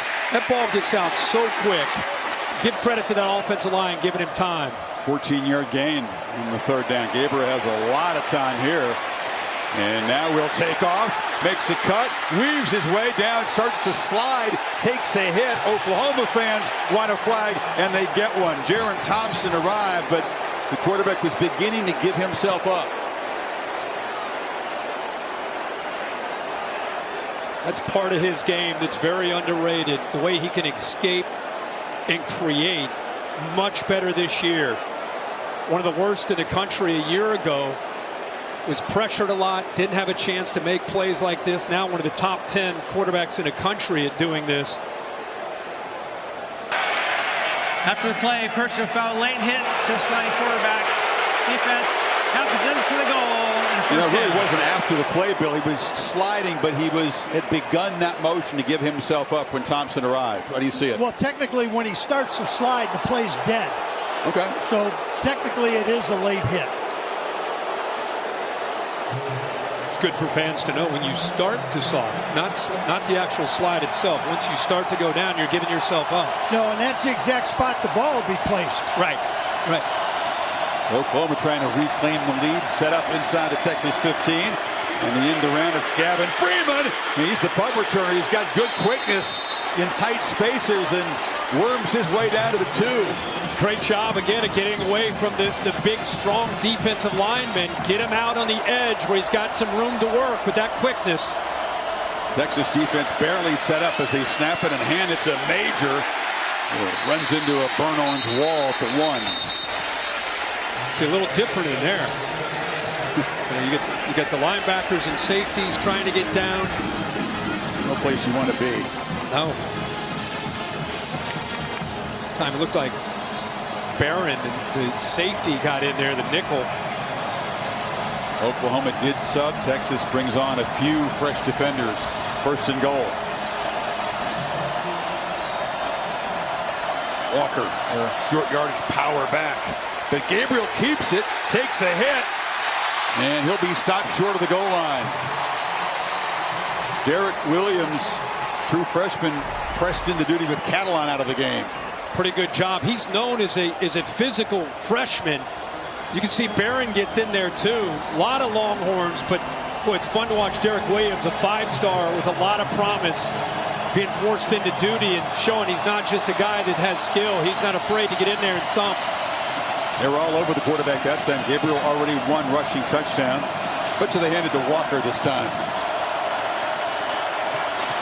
And he just waltzes in, standing up. Oklahoma answers the answer by Texas and reclaims the lead.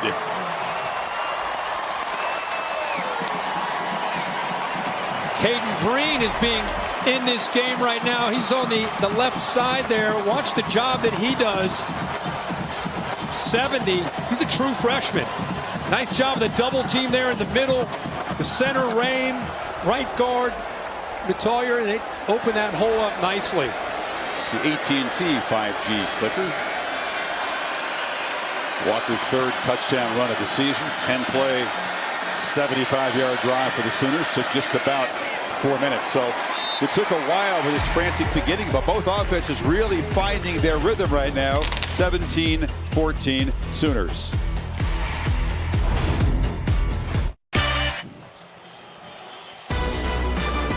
Beautiful day in Dallas. Goodyear providing the aerial coverage. Road tested and game ready. Are you ready for the road? Goodyear, more driven. Primetime on ABC. Notre Dame back at it. Battle Duke, and now they take on Louisville on the road. Undefeated Cardinals. Think of the last 2 games Notre Dame's had. A game that they played well enough to beat Ohio State, pulled away from them late, had to respond last week. Another emotional game, found a way to beat Duke. Now against undefeated Louisville tonight on ABC. That's 3 straight weeks. They're going to have to rally and see what they can do tonight. It'll be a good game. Well, Ewers back to work on the last drive. He was 4 for 4 with 59 in the touchdown. Yeah, finally got the ball thrown downfield. Up to that point, they'd not had a completion. This is a 3rd down and short, recognizing it. Good job of Brooks being able to get through there. He's always going to make those safeties miss. This is at 4th and 1. The motion affects the eyes. They sneak Gunnar Helm back there, and Texas offense looking like Texas offense for the first time today. Doing without Jatavian Sanders, who had the ankle problem coming in. He was targeted once. Remember, he got rocked by Billy Bowman. Play that resulted in an interception. He's not out there. And Adonai Mitchell hasn't been a factor either for this passing game. No catches, 1 target. Down the middle, it's Worthy. He's been a factor. Pass with plenty of air. They found open space and beat Key Lawrence. The jet motion affects the coverage in the back end. Watch how the safeties have to respect that. Nobody left in the middle. Ewers sees that and delivers the ball in a hurry. 39 yards, 2-back look here. It's Brooks behind the block of Robinson running to the left. You just see the beautiful play design of Steve Sarkisian, all the brain power on the other side. You've talked about defensively for Venables. What a great chess match. Again, I think that's the aspect of this game that's so much fun. Brent Venables, one of the best defensive minds in college football, the head coach, still heavily involved. You can watch him. Sark wants to make sure he's giving his offense and his quarterback an advantage. Doesn't want to just line up. He's always going to have movement, making OU have to adjust. That's Worthy in motion, 2-back look, and they hand it off inside there to C.J. Baxter, who's near the marker. And with those 2 backs, Brooks leads the way. And like I said, you're going to see Sark's response to not letting Brent Venables have a chance to make late adjustments. Either go very fast or move around with pre-snap movement. Sanders comes back into the game, which is a good sign. Oh, you got Ewers now off to the left. Yeah, Savion Red back at Wildcat quarterback on 3rd and 1. Flanked by Baxter. And it's a keeper. Makes a cut. Boom. Lowers his shoulder. Makes a first down at the 20. Red, of course, who came in and tossed a pass on 4th down before. And he's a running back. He's their 5th running back behind Robinson and Blue. So he knows what to do when he has his hands on the football. But you'll see him as their short yardage Wildcat. We already saw the throw. This is a different wrinkle. And obviously, when he keeps the ball, he knows how to pick up those yards. 2 tight ends set up to the right. Baxter in the backfield. And a whistle. And a timeout spent by Venables on defense. He senses that Texas is operating rhythm, wants to get his guys organized on the same page. 3:13 before halftime. Horns try to reclaim the lead. State Farm halftime report just minutes away. We got Boyd, we got Dan, we got Kevin here. And right now, Ohio State tied at home. And LSU's defense needs Boyd to suit up in Columbia. Now in the Cotton Bowl, different Quinn Ewers in the second quarter? Much more settled down Quinn Ewers in the second quarter. And I think the OU defense has done a really good job of keeping the ball in front of him. Mitchell doesn't have a catch. Worthy's only got 3. Good job by that defense so far. Really good first half so far. Back to Chris and Herbie. Big moment here. It's a red zone possession. This is where Oklahoma's defense is at its best. And Texas, Kirk, hasn't been that efficient in the red zone this season, coming in through an interception in their only red zone trip before this. Yeah, it's not Sark's offense being 109th in the nation, a touchdown percentage in the red zone. It's an area they've really emphasized. Ewers on the move. Flag is down. Catch is made at the 9-yard line by Adonai Mitchell. It would be his first if it stands, but we'll check the marker. I think it could be defensive holding.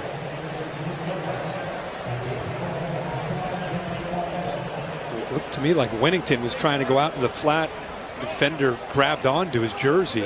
Mitchell's a guy, Kirk, 10 catches, 141 yards, and a touchdown against Kansas. He's been a great big game player in his career. Mitchell has a catch in each of the 4 CFP games he's played. Number 80, that penalty's declined. The result of play was a first down.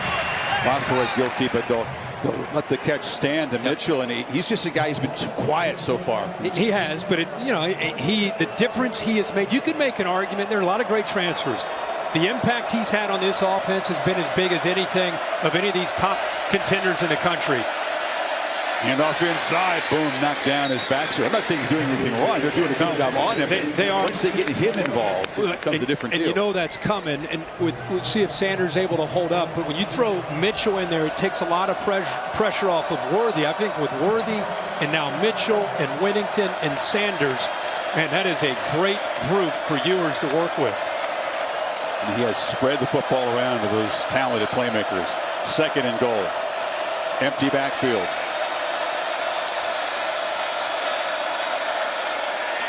And swarming into the backfield to make the play for Oklahoma is Bothroyd. You lose 4. He was the guy who was flagged a second ago. Yeah, but I think he saw that coming. It's a good job by Brent Venables schooling him up and getting him ready to anticipate anytime he sees motion coming to him. Be ready for that threat, just in case they hand him that football on that fly sweep.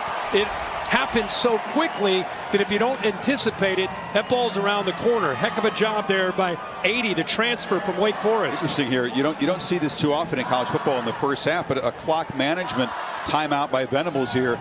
Minute 58 to go in the half. It's a 3rd and goal, so he wants to get the defense set, but he also, whatever happens here, wants to give Gabriel some time before halftime. Yeah, I think with your offense and how fast they can execute, how quickly they can attack, it's a smart move. This is a big sequence right now with 2 minutes to go. This 3rd and goal, you're down by 3. The way the game is gone, the way the game, it feels like it's heading. This is a points matter on every possession, right? And going back to your point about their struggles in the red zone, Sark saying we have emphasized it more this week than ever before because we want to go back to what Ewers is most comfortable with down in this area. Yeah, it's really a premium on Ewers' execution down here. Hasn't been a strong point so far this season. Brooks motions out, 5 receivers. Ewers has some space, pump fakes, and is not going to fool anybody. He's dragged down to the 6 by Kanik, and it's 4th down. Well, they spread it out, went empty, create some one-on-one chances, but instead Oklahoma, they're going to sit back in more of a zone and doing a good job of keeping their eyes on Ewers just in case he takes off, and Kanik is in there doing a good job almost as a spy there because of the way Ewers has taken off this year on these 3rd downs. Good job being aware of that. They expected to see more zone from Oklahoma this year. That was a well-spent timeout by Venables. They not only preserved time for their offense, they got the defense set up well. It looked like saw Sark frustrated. I don't know if he thought that was a face mask by Kanik. I know he's upset with the officials. Looks like it. No, he came down. His forearm grazed it, but the contact was on the chest. Bert Auburn is reliable. 7 of 8 from short distance. He's had a couple of misses in recent weeks from beyond 40. Normally pretty solid down here. Field goal to try to tie things up. He's got to deal with an angle. My spotter Mike Black says, Kirk, got to keep the head down. That's the technical thing here. Keep the head down if you're a kicker when you deal with an angle like this from the hash mark. So we'll see if he does it. He can't help himself. No, he loves it. He's got a stopwatch out. He's ready. It's a 25-yarder to tie this up at 17.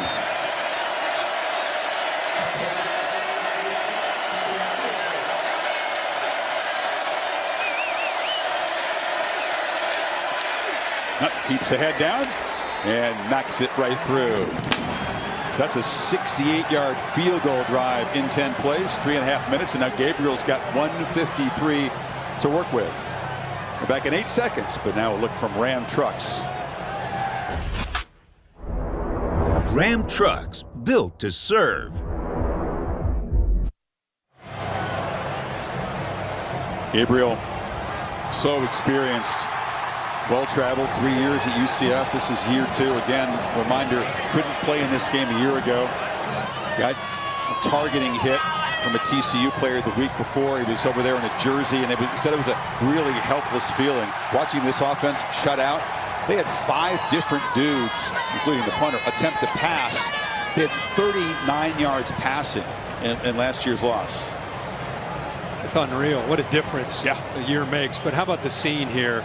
For people that have never been to this setting, it is unbelievable. It's one of a kind, state fair. A lot of people going around this stadium have no idea there's a game going on. Well, there's 100,000 people or so inside here enjoying it. Split right from the 50-yard line. Crimson and cream one side, burnt orange on the other. Very unique, and this game's living up to what you expect to see from it with some unanticipated excitement. And Farouk will let it bounce. When we talk about the importance of this game, both these teams at 5-0 certainly have hopes and dreams of a national championship. This is the chance to reach the playoff, to get in the 4-team bracket. You can see that no matter which team wins, 72% for Oklahoma, 73% for Texas, they'll both be very likely favored in the remainder of their games. Could be the first of 2 meetings. 20 miles to the west is the conference championship game. Not to say, that they're going to get tested and maybe meet again in the conference championship, but the springboard that this can give you, the confidence that this can give you. Whereas if you lose this one, even though you're 5-1, you're regrouping a bit. No timeouts, minute 53. They pitch it to Andrew Anthony, who ducks under a tackler, falls down short of the marker. Clock still moving. Yeah, Anthony, the transfer from Michigan. I thought it was a little surprised when he came over, but it's worked out well for him. 6'1", 190. And they're going to run the ball. And Major will move the sticks. The clock will continue to move as soon as they get those ready. Yeah, Michigan, they're in such disarray. You got to get out of Ann Arbor. Things are just not working out there. Right. He said he got a lot of puzzled questions when he decided to transfer, but it has worked out really well for him, Anthony. Gabriel, an inaccurate throw, tried to lead Major, but it was off target. Clock stopped with 1:20 to play. Texas just sitting back in a zone. Couple robbers, meaning safeties, sitting down right around that 15-yard mark, just kind of reading the eyes, trying to bait him into any kind of throw, but just nobody open downfield.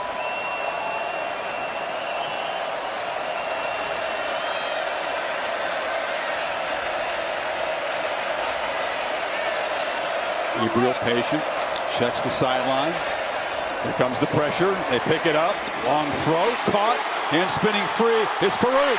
They chase him down, but a big play made one man miss. This guy is so good after the catch. He sure is. And again, this is the improvement. Look how far he is near the sideline. You'd love to see the defender this time, Holmes, use that sideline to help him with leverage to the inside, but instead he gives that away and then gives up yards after the catch. Got 34 yards after the catch. Oklahoma thinking end zone now, not just a field goal try. Gabriel took a look left, now dumps it down over the middle, and this is Walker with the catch. Breaks free again. You can't get this dude down. He is so powerful. Another first down at the 16. Gavin Holmes having a tough go out there. Just take completions. That's what you do in this offense. You're right. He is a handful to bring down. Lower body strength. You never can assume you got him. Texas trying to rotate bodies. Go back to Brent Venables using those timeouts. This is why he did. He has a lot of confidence in how quickly they execute, and the fact that Dylan Gabriel has such a great handle. Look at this. Still a minute to go. They're inside the 20. Only taking 52 seconds to get this close, and they'll run the ball again with Major. Murphy wraps him up. If you're going to run it, you do have to have a little urgency between plays. Yeah, and again, I think it speaks volumes about how fast they go, that they're not panicking. They're not going recklessly fast. Anthony off to the left, and there is a whistle and a flag. Yeah, right guard, actually right tackle moved. Guyton.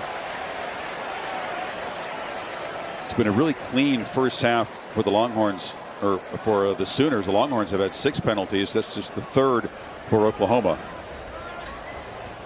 This false start's going to be a potential 10-second runoff because the clock was running. False start, offense, number 60, 5-yard penalty.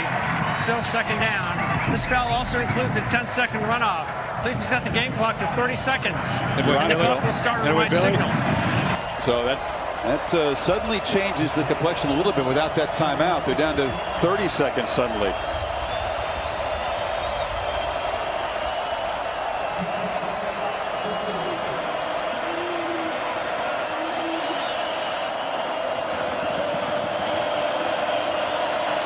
Walker motions out.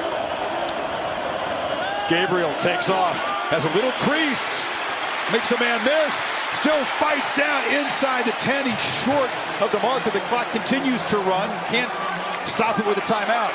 What a great decision, and he has such acceleration.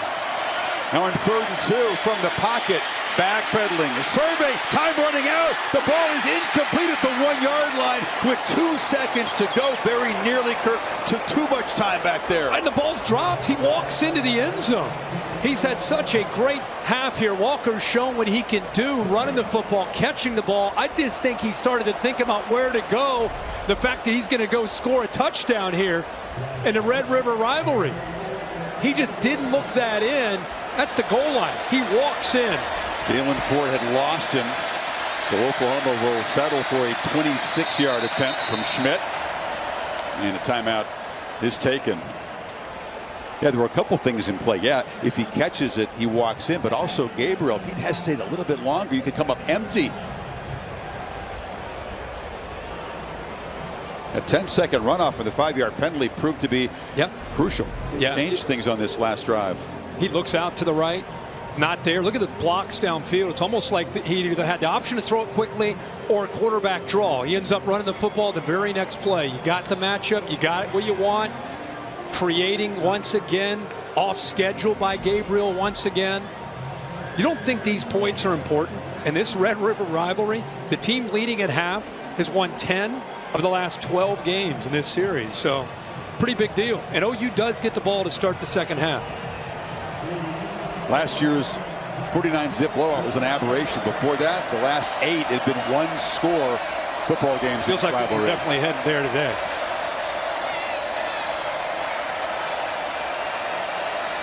This time, Schmidt will deal with an angle from just inside the left hash.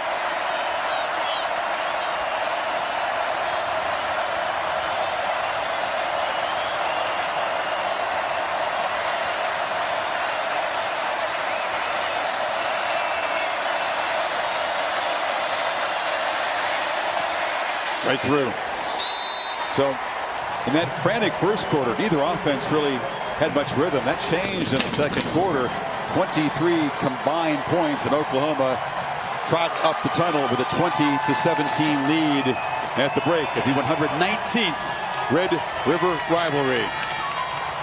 Everything you hope for and what you expect when these two teams get together. And here's Holly with Brent Venables. Well, Coach, the start of this game was so chaotic. How do you feel like your team finally was able to settle into some kind of rhythm? Yeah, I say embrace the chaos. You know, we talked about that a lot. And, you know, pressure's a privilege. Chaos is what this game's all about, always has been. But you want to have poise under pressure. And I thought for the most part we did. We gave up a couple of drives there in the second quarter. I thought they got some momentum back. But a really great drive there. You'd love to have converted there and made that a touchdown, but a great job by Zach, the middle 8, sitting in a solid position there, and again, getting the ball back into the third quarter. Thank you so much, Coach. Appreciate you. Yeah, you bet. Thoughtful, analytical, and thorough at the end of the first half is Brent Venables. Embrace the chaos. Pressure is a privilege. All the catchphrases coming out here. The State Farm halftime report is coming up after these messages, 20-17 at the break. The College Football Playoff Semifinals and the College Football Playoff National Championship on ESPN. Hope you're ready for more in the second half. The All-State Red River Rivalry on ABC, presented by Head & Shoulders. And this presentation of the Big 12 on ESPN. Final chapter of this great rivalry in this conference. Wow, what an eventful first half. Back and forth.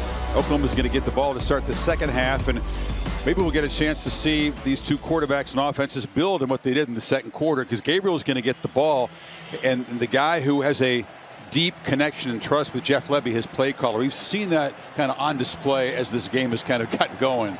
Yeah, it took a little bit for the kind of the flow of the game to settle in, just because there were so many different things with the special teams. But now we're starting to get there. And I'll tell you, Dylan Gabriel's legs are a major factor for Texas. You know, something that they've got to come up with some answers. And I think he was able to maneuver around and keep a lot of plays alive. Think about him, you think of a quick delivery, getting the ball out, great understanding of Levy's scheme. But he has shown this year, and really a lot of his career, that you better account for him when he takes off and creates. And the guy is starting his 43rd game in a row, by the way, unable to play a year ago and making the most of this chance. Stone's kickoff is deep. Holly, what do you have? Well, just caught up with Steve Sarkisian, and two of his most important offensive players are very limited for this second half. Center Jake Majors is emergency only usage with left ankle injury. Jatavion Sanders, their do everything tight end, is very limited, and we will not see much of him. So how they respond from that is a huge factor right now. He did feel like they gained some rhythm offensively. He said, I wish we would have executed better. And when I asked him if we'd see more trickeration in the second half, he gave me a big smile. Oh, Holly, you know me. I like to have fun. Gabriel, little option look. Major on the edge is dragged down after a short gain by Sorrell. Not to mention, you mentioned injuries on the offensive side, but with Catalan still out, Derek Williams, too, is in this game as a true freshman and very capable of making plays. Farouk's in the backfield. He's got it. Speedy around the edge, and it's a first down. Oklahoma starting fast. That direct snap to him, we saw it in the first half, and because he gets around the edge so much faster with the direct snap, they're able to seal the edge. And nice to see Drake Stoops, who's such a physical slot receiver, out front there leading the way. Play fake. Gabriel makes a long throw to the near sideline and a hands catch across the 40-yard line. Looks like it's Andrew Anthony. He's got a strong arm. You know, he can deliver the ball. Doesn't his mechanics, I know he's from Hawaii, he's left-handed, not the tallest. He does, his mannerisms, the way he moves around, does remind you of Tua. Absolutely. Marcus Mariota is the guy that really inspired Gabriel the most as a young guy in Hawaii. Heard that Heisman Trophy speech when he reached out to all the Polynesian kids, telling them to dream big, and he did. Flips short over the middle. Stogner reaches out a big hand, makes the catch, and he's wrestled down by a bunch of Longhorns, including Jalen Ford, but a first down near midfield. Close to a hold there, but they did not call it on the right guard. There was some penetration off on the right side. Good job by Byron Murphy getting in there, but Tollier ended up, I thought they were going to call it. They let it go, and nice throw there by Gabe.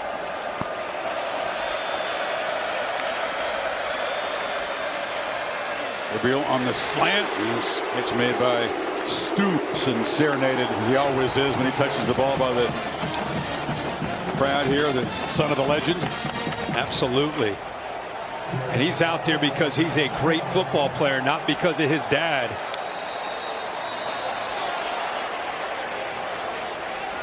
That hit caused the ball to come loose, and then he landed on top of it. It's an incomplete pass. Under further review. He got hit hard. Thompson, yeah. Yeah. I thought he maybe completed the process. The umpire was right there to call it a catch. Right into traffic. Has it initially, but what a hit there to jar that loose by, you said, Chris, Jaron Thompson, kind of the quarterback of that secondary. He tried to sell it like he caught it darn well. The ball hit the ground and came up. I'll tell you, Kirk, we've seen it from the very first snaps of this game, and it's not a surprise, but it just reinforces what this rivalry is all about. Guys are hitting harder, arriving faster. It's no wonder some guys have gone down with injuries in this game with the tempo. Yeah, it's the hardest hitting game we've had a chance to be. We did a Texas-Bama game, but this has a different feel to it with how hard these safeties and linebackers are hitting people. We assume that replay is going to clean that up. Richard Brown is in the booth. It'll be 2nd and 10 back at the OU 49 after they do fix it. They got the stop near the end of the half. The Sooners defense forcing the field goal. They preserved time. Gabriel right down the field. Now a chance to build on the three-point lead before Ewers gets the ball back. Incomplete pass. It will be second down at the previous spot. The middle 8 is something that Dabo Swinney popularized at Clemson when Venables was there, and now he's preaching it. The last 4 minutes of the first half, first 4 of the second half. If you own those 8 minutes, the chances are very good you win the game. He's trying to make that a reality here this afternoon again by building on this lead. Walker's the back. It is 2nd and 10 after the review.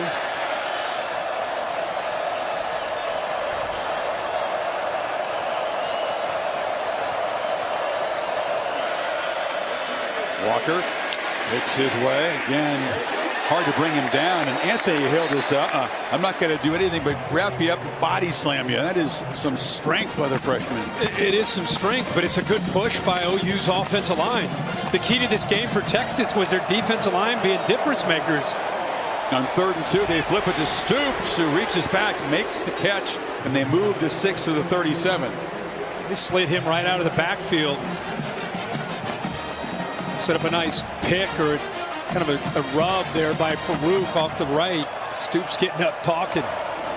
Gabriel, long throw near side. Anthony spins free of one tackler, wrestled down at the 25. Another first down. What those wide throws like that in this offense, not only is it a great completion in a first down, but it really stretches the Texas defense horizontally. Eventually gives you a chance to take some shots to Farouk downfield and other receivers downfield. Off the fake, Gabriel across the middle, and then Stogner, the tight end, knocked down at the 14. I like how Jeff Levy says it. It goes back to the days of Art Wiles and Baylor. Make them defend every blade of grass on the field. And that's the theory, because you look at the formations, you look at how they attack out on the perimeter, makes you have to respect things out wide, and then they gut you into the middle. Keeper. Gabriel follows a block and now skips out of bounds at the 8-yard line. And as a defender, you don't know if it's coming or going. When the ball's getting thrown quickly outside and you're going tempo and they take vertical shots and the quarterback's running off of a fake, it's a lot to deal with. 2 backs in the backfield. Hand it off to Walker, who plows ahead. It's 1st and goal, OU. I think the secret sauce to this offense, there's offenses around the country. There's about 5 or 6 of them that run this style. When the quarterback's involved in the run game, it makes it almost impossible to deal with a quarterback that can run and throw. 2-back look again. Soup's just a decoy, and they run Walker down to the 1. Yeah, that was the same look where they threw him the ball out in the flat. He has the option to pull that and flip it out to Stoops, or give it a time he decides to give it. It came very close to punching that in. They'll huddle up here, but no substitution, so Texas unable to get fresh bodies on for this 2nd and goal play.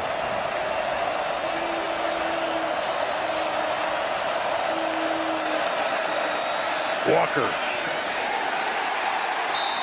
Touchdown, Oklahoma. They stretch the lead with their first possession of the second half. Take it 75 yards in 13 plays. Porter Rouse, the left side of this offensive line. They're just looking to push and create this hole. Good job here. Throw Stogner in there as well. Offensive line doing their job, and again the tough running by Walker, who dropped that potential touchdown reception. This time is able to cross the goal line for the touchdown. So Sooners offense has scored in 4 straight possessions. 2 touchdowns, 2 field goals, and Texas with their largest deficit of the season, down 10 in Dallas. And what a difference last year. Of course, Gabriel unable to play. Davis, Bevel, the Pitt transfer was thrown in there. They just couldn't get anything going on offense. And different story today with a healthy quarterback and a lot of balance. Yeah, what a incredible difference. 2nd year Brent Venables' system and recruiting and culture, and just making this team more representative of what he envisioned when he took over. Out rushing Texas today, which is a surprise given what they've done coming in. Robinson slips away from a few tacklers, and Keelan Robinson will be wrestled down to the 26. Zach Schmidt, the kicker, got down there and got involved. Ready, Kirk, Tuesday? Dropping a puck in a new NHL season, a triple-header on ESPN. Preds and the Lightning. Blackhawks against Crosby and the Penguins. And then the Vegas Golden Knights, defending champions, host the Kraken. All games on ESPN+. How the Avs looking this year? Bounce back here, I would think. Yeah. So plenty of talent. The Jackets are major bounce back. Hopefully they stay healthy. Perennial bounce back. Come on, man. Ewers trying to get things going here. And they're down by 10 for the first time this season. They test the middle, and that's Danny Stutzman, who just swarmed in there. You know, Stutzman, not 100% today, Kirk, but fighting through it. I love to watch this guy play football. I mean, he is a throwback. In a weekend where Dick Butkus has passed away, and we're all thinking about him and his family, Stutzman is a linebacker that would make Dick very proud with how physical he is. Indeed. Ewers, a second down throw. It's complete across the middle. And Gunnar Helm has been a key figure today. Talked about him having to pick up with Jatavian Sanders, not able to offer much. Makes another catch. It's 3rd and short now. That ball was very fortunate not to be touched by Stutzman and potentially intercepted. A lot of movement in the pocket by Ewers, and he throws from his left all the way back to the right. And I don't know if he didn't see Stutzman. And if he did, I mean, you're talking about an inch or two that he's able to avoid him. This is important. Texas got to get something going on offense. Their defense needs a rest on 3rd and 2. The catch is made by Sanders, who's back out there toughing it out. And big number 0 moves the sticks out across the 40. Watch Helm, who scored the touchdown. And to the right, look how open he is. He's got this. That shows you how much he loves Sanders. He's going to Sanders no matter what. Sanders throws a block there, but not enough to protect the quarterback for long. Ethan Downs has been big off the edge. We wondered, is there an elite pass rusher in this game? There really wasn't coming in, but Downs has made a big impact today. He sure did. And that's a tough block there for Sanders, who's coming over from the right over to the left. And I'll tell you what's impressive there is Downs worked through first the tight end, Gunnar Helm, and then eventually Sanders coming over there. 4th sack allowed by this Longhorn offensive line. Suddenly it's 2nd and 16. Screen. And they get a few yards, about 5 of it back. It's Whittington. Sark trying to find a way to slow down this front. They are really aggressive, doing a really good job of disrupting things, playing with a lot of confidence with this 10-point lead. See if they come after Ewers here. 3rd down and 12. They bring the pressure. Ewers steps up, thinks about running. He'll take off. No way he's going to get there. Lost the ball. It comes loose, still rolling around, and Oklahoma has it. Gentry Williams had an early pick. Now he's got a fumble recovery right at midfield. Peyton Bowen, the true freshman, causes that with a major hit. This guy's a true freshman. This is what you fear when a quarterback takes off. Keeping the ball in tight, he did. But the freshman, who they say is a superstar in the making, comes up, unloads into Ewers, and knocks that ball loose. Made an impact first as a special teamer.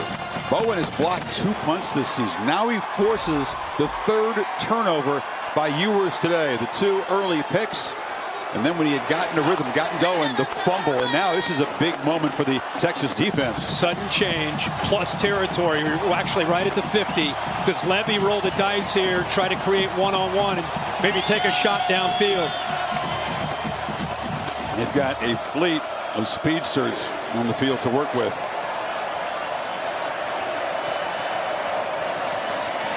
Fake it to Walker. Gabriel rolls, gets around the corner. Ooh, he's dragged down. Nice tackle by Jahdae Barrett in the open field to prevent a bigger gain. Yeah, I think one of the more underrated players on the Texas defense. Good effort. He chased that all the way from the backside, showed his speed. One of the leaders when you get really close to this team. I like how he plays with a bit of a chip on his shoulder.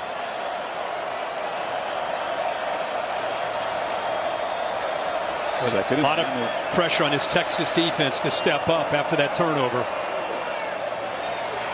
Gabriel has a lot of time, checks it down, and the catch is made in traffic by Walker. So it's going to be 3rd down and long. Jalen Ford right there to make the stop.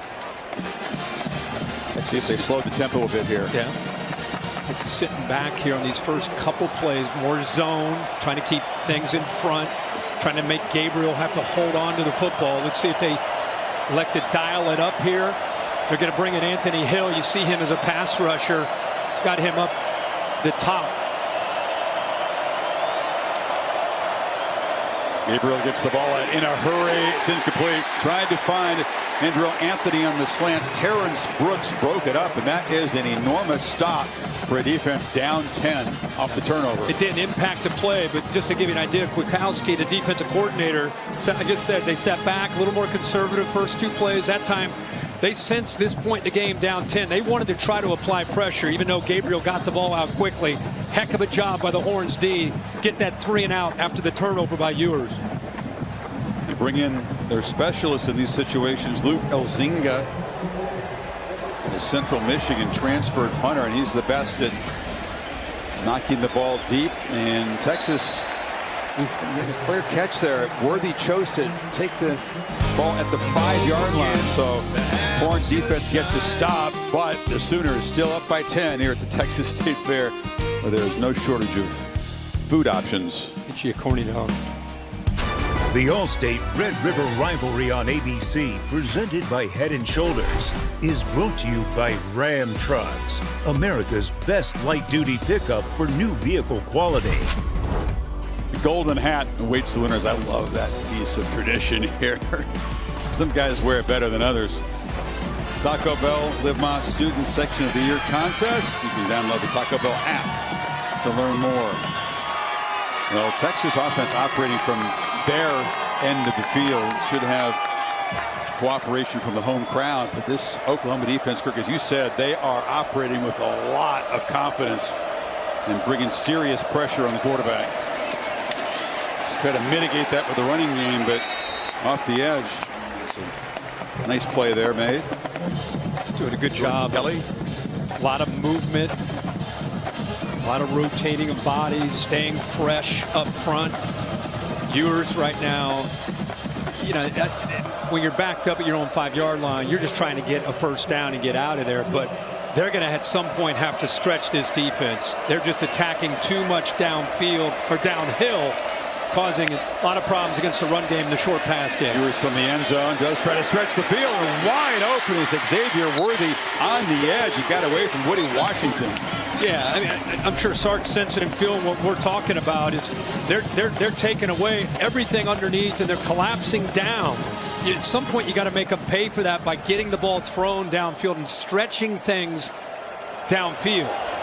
4th catch for Worthy, worth 81 yards. Ewers pressured, harassed, and flushed immediately, and delivers the outlet throw to Gunnar Helm, has become a big part of things this afternoon.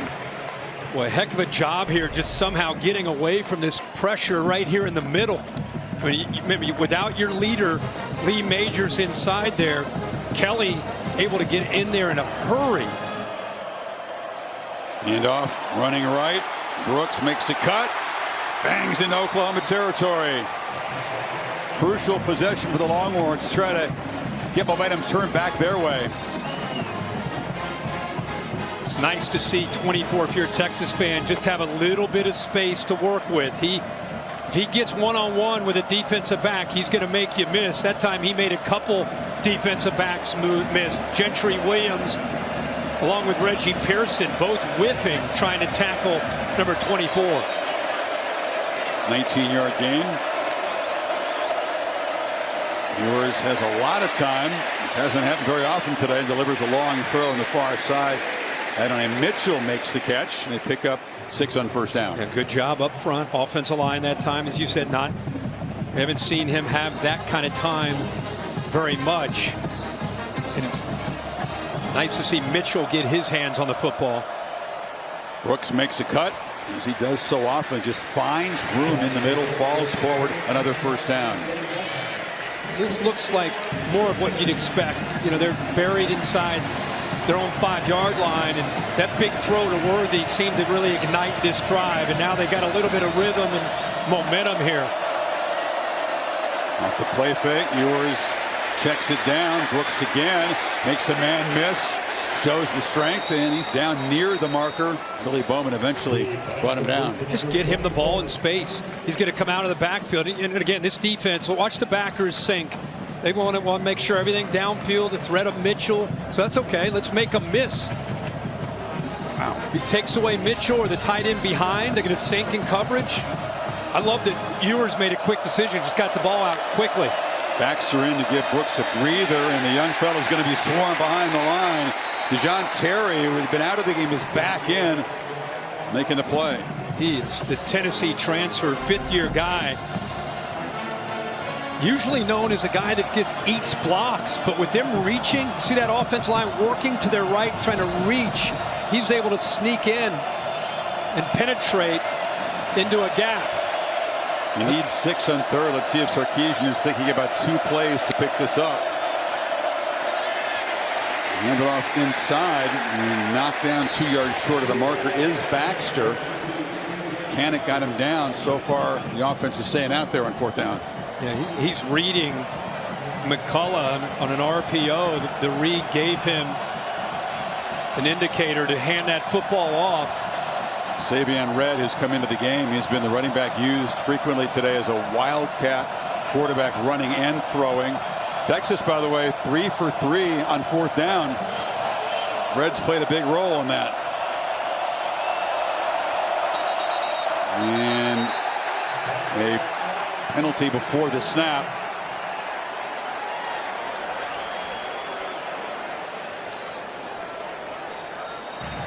False start. Offense. Number 62. 5-yard penalty.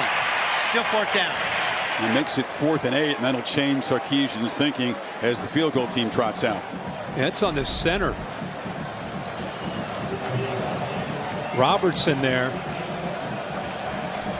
Again, filling in for Jake Majors, the top offensive lineman on this team, who was down with a leg injury early. So here comes Bert Auburn from 45. Made good on a chip shot earlier, but he struggled in recent weeks from distances just like this. In a swirling wind, he drives it through. That's an important field goal for Texas as they cut it to a 7-point margin. 153 in the third. 67-yard drive. Ends in 3.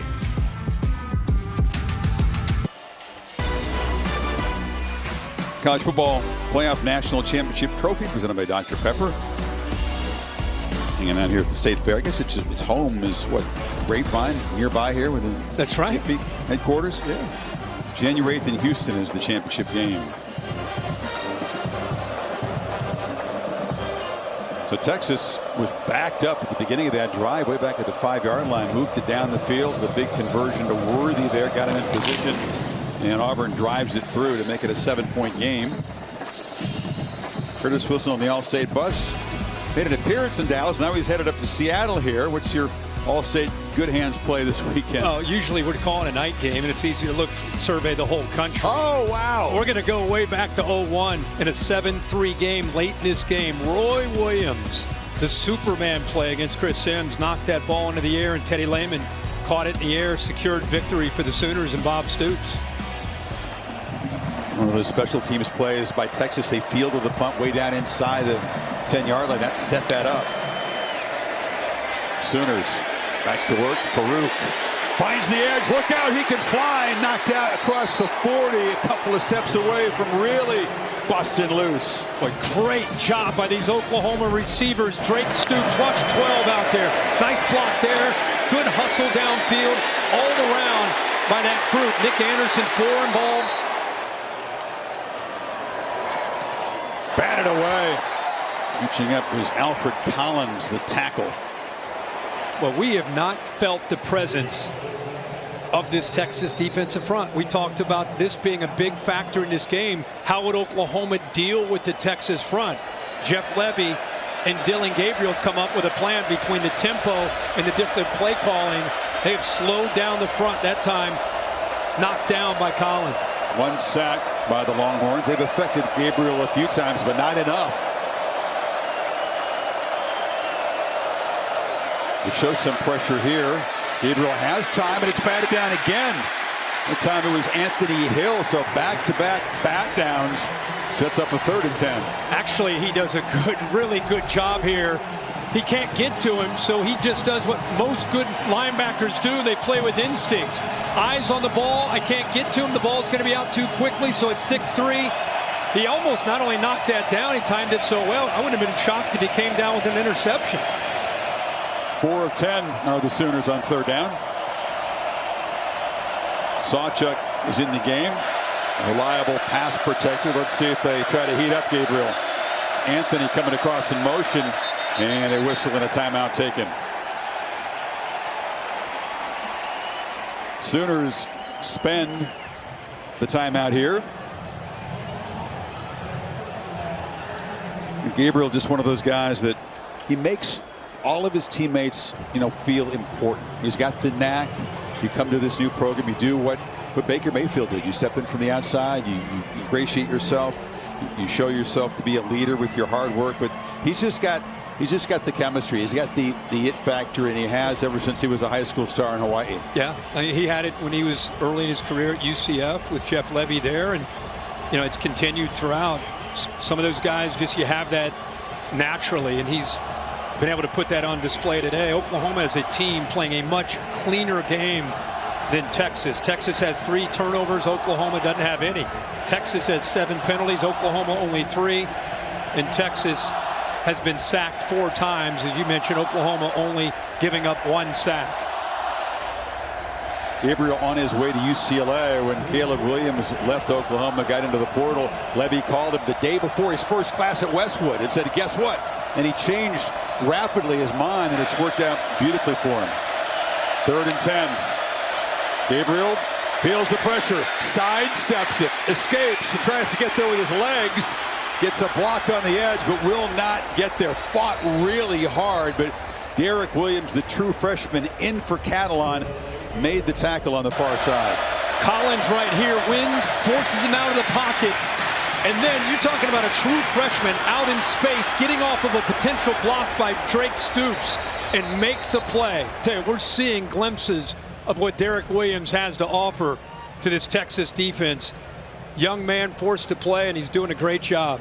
So, while it's 4th down, and Drill Anthony is being looked at on the far sideline by the athletic training staff. Holly? Well, you're talking about Dillon Gabriel's growth in Hawaii. Part of it started because his father was a terrific quarterback at the University of Hawaii. He has mentored and coached this young man since he was a little kid. He did get to meet Marcus Mariota for the first time when he was in 3rd grade. He remembers it vividly, a jump rope for heart health event. He then later got a throw at St. Louis High School in Hawaii with Marcus and a bunch of other quarterbacks. And guys, it's just the beginning. There's about a dozen different quarterbacks in college football right now who grew up in Hawaii, and it's really good to see, and Dillon Gabriel is making them proud. Here's the DNA. There were guys before Mariota. Timmy Chang played at Hawaii, but it was Mariota, Tua. Those guys were from St. Louis High School. Mililani is where Dillon comes from. That's where Mackenzie Milton played, and of course he was the guy that led him to UCF and mentored him there, kind of a big brother to Dillon. Yeah, it's cool to see that. Cool fraternity of guys. And right now, how about the way Tua is performing? There's Anthony clearly in some pain there, getting helped off. Tua having a heck of a year this year with the Dolphins. So how about this? The offense is on the field. They need almost 2 full yards to get to the 47. Well, he spreads them out.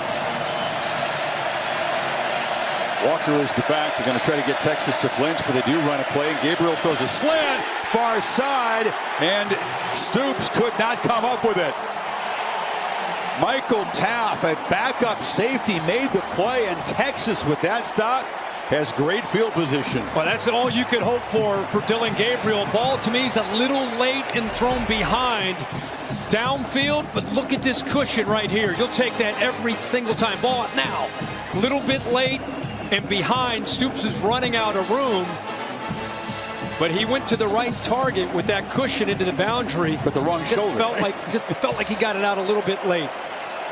Now, because you roll the dice and go for it in a rivalry game, look at the field position for Quinn Ewers and the Horns. Ewers, by the way, has completed his last 13 passes.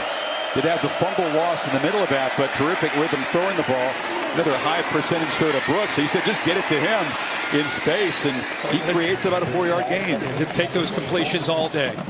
He wanted to go. He wanted to take a shot. Looked like Sark wanted to try to test the defense after that turnover on downs.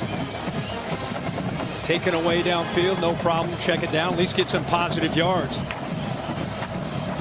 What a sudden change in this game. That decision by Venables and the stop with the incompletion has given Texas a real chance. And Brooks turns the corner, bangs through tacklers, still running, powering down inside the 35. How about the right side of this offensive line? Campbell and Jones.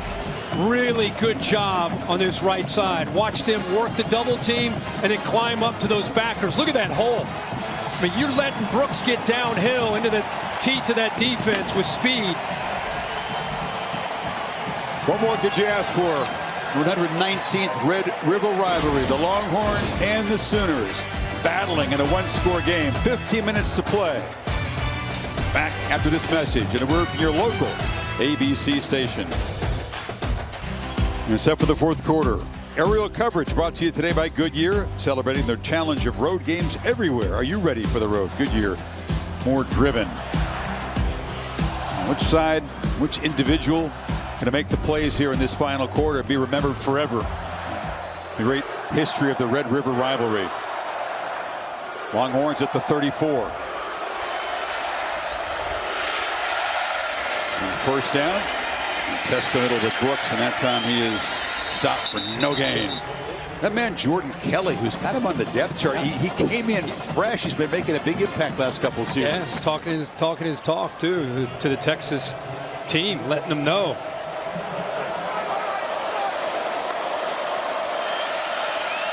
There's a second down run. Brooks makes a cut, wrestled down by Billy Bowman. It'll be third down and about 5. You could argue here as we start this fourth quarter in a 27-20 game with Oklahoma with everything at stake. This is as big a quarter of college football that we've seen all year with everything that's at stake. Biggest quarter these teams have played in a while. Right away, touch by Whittington is down to the 1-yard line. They played quick. They got him on a slant. And he found a nice crease in that zone. Exactly right. He finds a crease, and Oklahoma, the secondary with their eyes into the backfield. Right here is the culprit. Safety moves from the middle over to the hash, and a good job of recognizing that and getting the ball out quickly. Pressure was coming from his blind side, but he bites onto the fake to give Ewers just enough time. You're going to like this, Kirk. Big Byron Murphy and Tavondre Sweat, those studs of the defensive line, have been brought into this game to enhance the beat. Lining up in the backfield, and they hand it off to Brooks. Behind all that, they couldn't create enough space. He stopped for nothing. Boy, good job of working around that. See all that size, no problem. He's going to get downhill and work around that. That's a great job by Kip Lewis, the redshirt freshman. Redshirt freshman. He just threw his body in between all those 300-pounders and made a great play. Now they go to the I formation. In the fullback position, it's Murphy in front of Brooks. Takes the pitch. And they're trying to push the pile. They won't get there.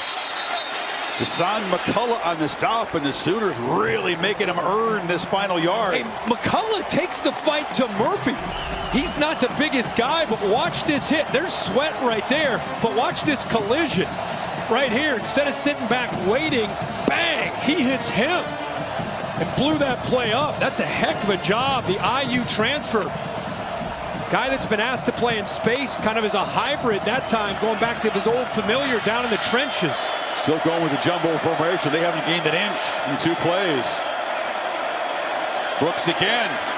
And again, they've got him behind the line. Oklahoma rises up with Danny Stutzman combining with Hassan McCullough. It's 4th down and goal. Well, as big as you are, if you don't block this guy, you're not going to score running up the middle. Nobody picks up Stutzman, who's the ball hawk, the guy that makes all the tackles on this team. Smart, tough, instinctive. And you may have all that size, but you come very predictable when you go 3 straight trying to run behind the big boys. That didn't work at all. 3 plays, they lose a yard. Another 4th down play for the Longhorns. Got to hurry here. Play clock at 4. They're going to throw for it. Worthy! Stop short! 4 plays from the 1. They can't get in. An Oklahoma goal line stand that just became part of the lore of this rivalry. Billy Bowman got there. Wow, what a moment.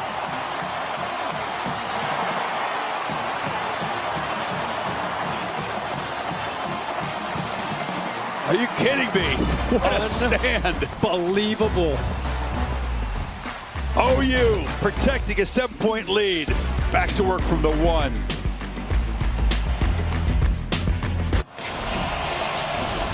They reviewed it, and the call stands. Worthy was getting grabbed around the neck by Billy Bowman. His rear end hits the ball. Is really close to breaking the plane right by. You're talking inches, and a huge stop. Mentioned 4 times from the 1. That's how you build culture for a guy in his 2nd year of being a head coach.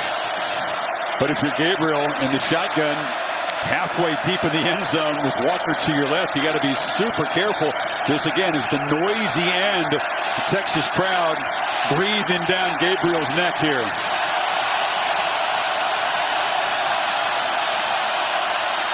Hand off to the end zone. Breaking free is Walker. He's got a lot of breathing room. A first down out across the 13. How about that? Inside their 1-yard line. Pressure's on. You know, Texas, they're just trying to get penetration. They're trying to blow that play up in the backfield with that defensive line that they have.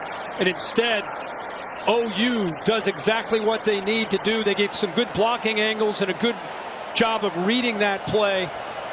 Developed by Walker. Well, delay here. You had Stogner and Ethan Burke. They had their face masks locked together from battling there on the edge. Gabriel loops it downfield, caught. Oh, incomplete. Jaden Gibson had a step on Terrence Brooks. Had it right there, couldn't collect it. There's not a lot of room. Look how close he is to the sideline, but he gets a couple of steps on it. Ball is perfectly thrown. Ball could not have been placed out there any better. Look at him on that right arm. Grab it onto it. I'm not saying that for interference. I'm saying that to how he impacted Gibson from being able to get both his arms and hands up there to make that catch. That's what you're taught as a defensive back on those fades. Gibson, one of the big play weapons here that hasn't been involved yet today. Gabriel going to be swarmed by Anthony Hill. It's a short loss. And now a 3rd and long coming up. That kid is a superstar, man. Hill is going to be a star in this defense. Again, a true freshman from Denton, went to Ryan High School, 6'3", 234. They move him all around. What do you like here in 3rd and 11, Coach? At this spot on the field, the ball out fast. Ball better get out in a hurry. Texas not showing pressure, and they only rush 4. And Gabriel flush out, pump fakes, takes off, and takes a big shot, but makes a first down. No sliding that time. Jett Bush hammered him, but the quarterback makes a play. They brought pressure from here, from the outside. His blind side, it's picked up by Walker, and that's just Texas. The best player on their defense, Jalen Ford, was there, but just kind of frozen. Leaping attempt by Gibson. That time it's incomplete. A 12-yard scramble on 3rd and 11 to keep the football up 7 in the 4th quarter. One of the big keys for Texas was we got to keep Gabriel in the pocket, especially on 3rd down. We cannot let him create. It's one thing to say it. It's another thing to go out there and have to execute. You're worried about your left. You're worried about your right. You're worried about the pass. And then here he comes. So twitchy in space.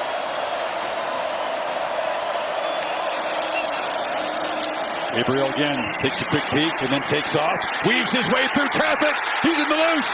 Dylan Gabriel finally chased down at the Texas 30. Keaton Crawford saved the touchdown, but that's the run of his life. Again, watch the middle linebacker. He's right there, Jalen Ford. You're talking about, again, not just one of the best players on Texas, but one of the better linebackers in the country, just kind of slow to respond. Kirk, 44 yards in that play. Gabriel, a career-high 110 yards in the Red River Rivalry on the ground. He's such an added dimension to Jeff Levy's scheme of spread and attack and tempo. So much to think about, and then you got to worry about the quarterback's legs added to that. In Oklahoma, after making a goal line stand for the ages down there, trying to build on this lead, they've driven it from the 1 to the Texas 31. Sawchuk gets a rare carry and is swallowed up inside. It's 3rd down and long again. What makes that tough is if you start worrying about the run game, you start worrying about him as a threat, you start putting your eyes in the backfield, they've got the receivers, and if you leave a one-on-one, we saw Jaden Gibson had a one-on-one chance against Brooks. It was a great route, great throw. He just unable to hold on to it. But when you start worrying about him taking off and running, you're going to give yourself up to potential one-on-one shots downfield vertically. Very much in fringe field goal range for Schmidt if they don't gain a yard here in 3rd and 10. But it's Stogner making the catch. They get closer. He's a few yards short as Jaron Thompson got into the ground. There's an Oklahoma lineman still down on the field there. Looks like it's McCade Toyer, the right guard. But that pass designed to set up Schmidt in more comfortable field goal range. What a drive. Backed up to the 1, muscles it down the field, 72 yards to set up a field goal try here. Back here in Dallas, the Card taking McCade Mattar, the 5th-year senior guard, off. His entire teammates coming across to wish him well. Poignant when it happens to a senior, one of the guys who's started for 3 years in the middle of the offensive line. Texas fans joining Oklahoma fans, by the way, on their feet to applaud the big fella. 4th and 5, they will kick the field goal here. Zach Schmidt, reliable in his career between 40 and 49. He's made 8 of 10. This is from 45 to make it a double-digit lead. And it will slide wide right. Schmidt, a close call, but Texas still within 7 with 7:55 to play. Wind swirling a bit in here. Don't know if it was a factor. It just drifted outside that right upright. The All-State Red River Rivalry on ABC is presented by Head & Shoulders. Make every wash count. In part by All-State, you're in good hands. And Chili's 3 for Me, the best $10.99 you can eat. Quinn Ewers was a young kid watching the game in the crowd. As he got to high school, he dreamed, Kirk, he might have a chance to be here and play part. Last year was a rout. This year has been tough and dramatic, and Ewers, who had 2 of his first 6 pass attempts intercepted today, is now in a run of 17 straight completions. Shown a lot of grit here. This game was a tough start for him in the offense. Brooks stacked up near the line of scrimmage by Jacob Lacey. See if 3rd down. Take advantage of that. Oh, we got a penalty here. Late penalty at the pile. Obviously going to be a dead ball foul. It's just which way is it going to go? It's Christian Jones, the right tackle, making his 41st start. He was number 70 in Texas, involved somewhat in this. He may potentially. Texas players say it's on OU, Kirk. Okay. Well, Trace Ford was tangled up with him, and I don't know, looked like he was kicking to get him off of him. Trace Ford went down. This is a really important call. Oh my gosh, huge. After the play, unsportsmanlike conduct, necessary roughness, defense number 30. Yeah. 15-yard penalty and automatic first down. Instead of 3rd and 4, it's an automatic first down. The football will move near midfield. I think he pushes him initially. It was that, and then you can see the reaction by Texas's Christian Jones retaliating back. A lot of times they'll offset because of the retaliation, but it goes strictly on Ford. So it would have been a 3rd down, and now you're first down yardage. Adewapure is in the game, Kirk. You'll be happy about that. Young guys on the defensive line for Oklahoma, number 34. Talented young man. Just call him Double A. Double A. Too, yeah. So one of those loss of poise penalties for the Sooners, and Longhorns set up at the 47.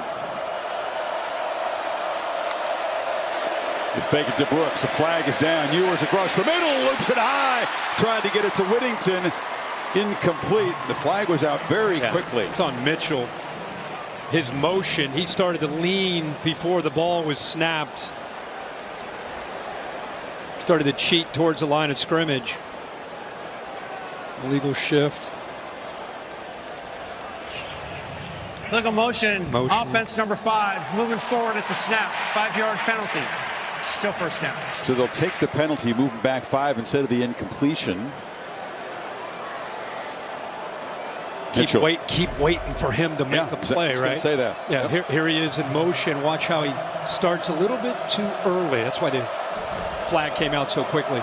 Just 2 catches for 17 yards for Mitchell. Ewers on 1st and 15, feels pressure, rolls back to his right and flips it. There's Whittington, who makes the catch, knocked out at the 40 for a first down by Bowman. Boy, does he have that quick flick.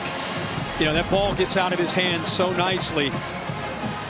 Good job. This is where that mobility comes into play. See, that safety starts to come down to appreciate the threat of Ewers maybe scrambling. It created a big lane behind him. Easy throw, an easy read. 18th consecutive completion ties Ewers with Colt McCoy. That's 19 of the new record. Whittington gets a block and is being wrestled down inside the 30 by Bowman. Holly? Guys, major injury news right now. Gentry Williams, the starting cornerback for the Sooners, has been taken to the locker room. In his place, Kendall Doby is out there right now, number 15. Keep your eye on the secondary. Williams had a big afternoon. Made the pick early. Now Brooks makes a cut in space. Brooks accelerates. Texas touchdown.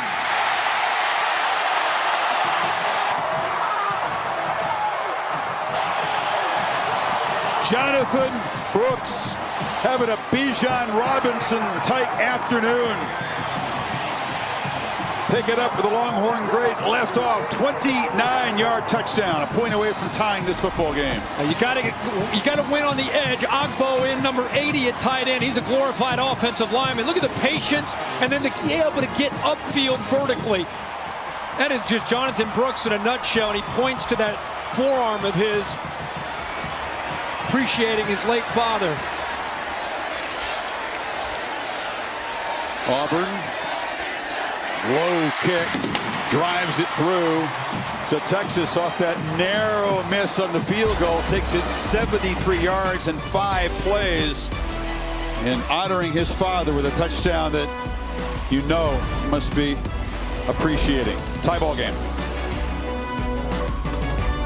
Remind our audience, Jordan Travis, number 5, Florida State, coming off the bye, taking on Virginia Tech next on ABC. The connection this young man has with his 2 big-time physical receivers is a big story. That game 17 minutes away ahead on ESPN in 7 minutes. Number 14, North Carolina, Drake May off their bye, hosting Syracuse. Tez Walker set to make his Carolina debut. Back to Chris and Herbie. All right, thank you, guys. Fierce, physical, what you'd expect. This feels like 2 heavyweights. Texas earned that status by winning earlier at Alabama. One is still ranked outside the top 10, trying to show that it belongs in that conversation. And this is Farouk from the 3. Jalil Farouk. Ooh. Flashes that speed. Will Stone, the kickoff man, had to force him out of bounds. Back to the touchdown. Let's go back to this. And again, Jonathan Brooks with the patience, some great blocks, lets the blocks set themselves up.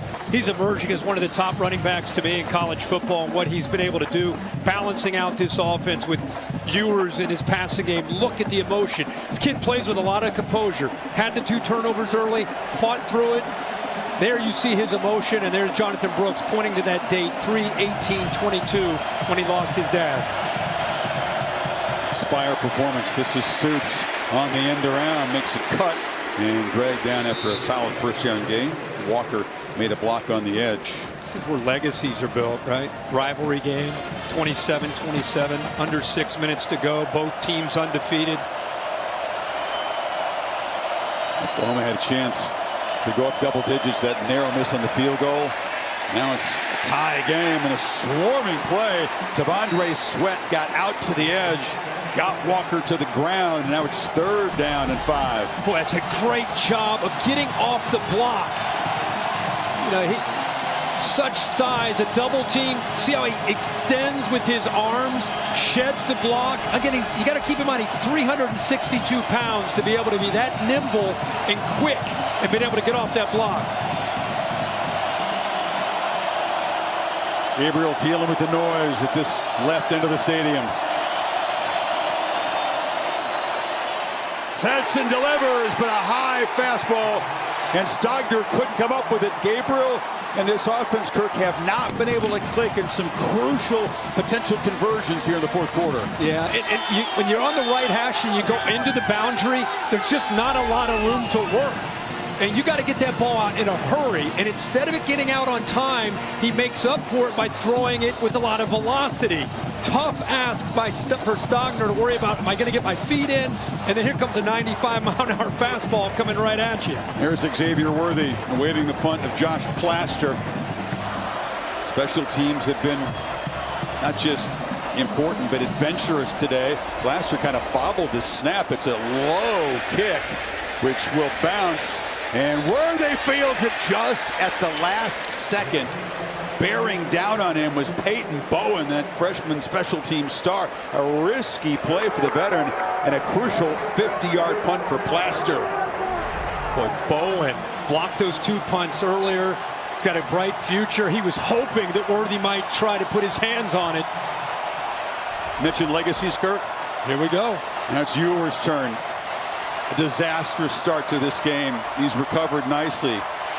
Got a record string of consecutive completions going, 19 in a row.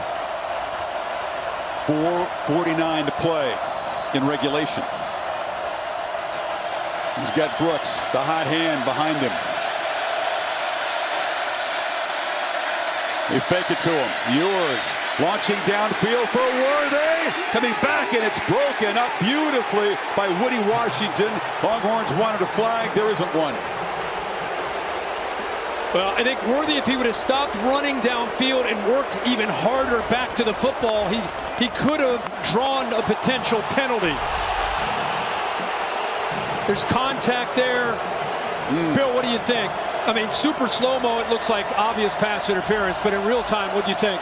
Real time, I thought it was a good play, but watching that angle there, he got into him early with the body, even though he turned back for the ball. Worthy this time settles in the zone, makes the catch. The string is snapped at 19 straight completions, but Ewers shakes it off right back to work. Yeah, that's who he is, right? Comes right back to an RPO, gets the ball out in a hurry. Should mention, Key Lawrence is no longer playing safety. He's now playing corner. Ewers right there again finds a man open. It's Worthy in space, picking on the man you mentioned. Yeah, that's why the reason I bring that up is he's a safety. This is a really tough thing to ask of a safety, to be out there on an island. If Quinn Ewers and Sark are smart, I think they attack him, especially if you don't have safety support behind him. Playing fast, Ewers looking to launch again, and now he'll just check it down. Brooks on the edge. Plows forward there at midfield. Picked up another nice chunk on 1st down. Holly mentioned Dolby going in for Gentry Williams. Now that Dolby's on the sideline, they've moved Lawrence in there. And when you're a safety, moving the corner, now Dolby actually comes back into the game. Brooks, patient, very patient. Finally will muscle right near the marker. Interesting how you play this snap. Oklahoma's got a couple timeouts. 3.5 minutes. The clock can move pretty quickly with the new rules. Outside of 2 minutes here. How much of in a hurry does Sark want to be at this moment? I don't think he is. Oklahoma spent one of their timeouts earlier. You stay with your game plan. You know, you're mixing up the tempos. Brooks cuts forward, falls forward for about 4. And it's still some big-time collisions going on down there. Instead of Stutzman, that time it's Kennick meeting him in the hole, but positive yards for the Horns on that 1st and 10 play. They're playing with tempo here, believing they got the Sooners defense kind of on the ropes. On the slant, Worthy makes the catch, absorbs a hit from Bowen, holds on, and it's a 1st down to the 35. Yeah, they used the motion, and I think that affects things. Stutzman ends up coming down. You see this motion by Sanders. Now watch Stutzman blitz here. Good job seeing that by Ewers. Look at that vacancy right behind that blitz. Saw the collision, as you said. It's been featured from the first snap, and Bowman took the shot from the receiver. He tried to get up and play through it. Then he just went down to one knee. Already very depleted in the secondary. This is exactly what you expect to see, as so many games before it in these series. Hard hits, wild plays, wacky stuff. A number of plays that could potentially be part of the lore and legacy of this game and these individual guys. And now here we go. 2.5 to go. Texas on the march. 2.5 to go. This is not a point in the game where you're worried about, hey, let's kill some clock. Now, if you get down inside the 20 and you start to put that point, think about maybe that consideration. But right now, that is not the case at all. They're just trying to continue to execute. Been so impressed with Quinn Ewers today. Playing quarterback is not just about throwing it around in shorts and a t-shirt. When he was in high school, he got a lot of fanfare, a lot of recognition. When you really earn your stripes as a quarterback, a guy, you think of any NFL guy who's become a legend, it's what you do in these kind of moments, leading a football team, going through, throwing a couple picks early, withstanding that, enduring that, and continuing to play with poise. That's what we've seen today from number 3. Longhorns asking for quiet from their crowd. Bowman taken to the sidelines. And first down, Ewers is going to be swallowed up and sacked. Jacob Lacey, the Notre Dame transfer, 6th sack. Yeah, they slant this defensive line right through this gap right here. Affects the communication. He kind of gets lost there. Keep in mind now, you got the backup center, who, by the way, has done a heck of a job. Connor Robertson in for Jake Majors. First time we've really seen some penetration there, and it was the slant. Good call there by Brent Venables. Using the depth on this defense, something they didn't have a year ago. Worthy on the edge, gets a couple blocks, cuts, and that was a nice play. Cutting inside was Peyton Bowen, that had freshman to prevent a bigger gain. Here we go. 3rd down.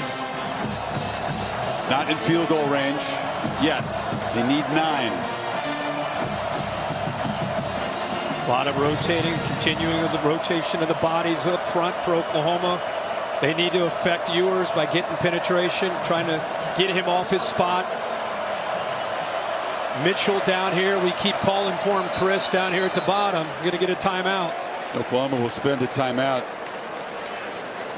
Clock ticking down. Ball's at the 35. That would make it about a 52-yard field goal attempt for Bert Auburn. He wasn't trying it from that distance in warm-up. Anything sort of beyond 45, 48 yards is tricky. Here's the Goodyear college football rankings. Have been talking about that Ohio State battle, but they pulled away now, 20-point lead against Maryland. Yeah, Maryland had the offense to potentially challenge Ohio State, but looks like they've settled in. Florida State, Virginia Tech coming up next on ABC. To see at the bottom, it's one of those days you just kick your feet up and watch college football all day, like every Saturday. Notre Dame and Louisville coming up later tonight. Irish getting challenged for the 3rd week in a row. Ohio State game, the Duke game last week, and now on the road against undefeated Jeff Brom in Louisville. The Texas offense out there. Sooners still huddled up with Venables in their sideline. So they spent the timeout there and have 1 to work with the rest of the way.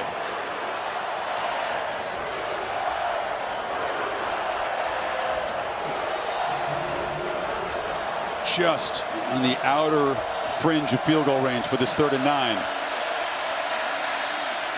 Brooks breaks a tackle. He's wrestled down inside the 30. And Sarkisian clearly, hoping his back would bust one, as he has a lot, but playing for an improved field goal try here. Oklahoma spends their last timeout with 1:22.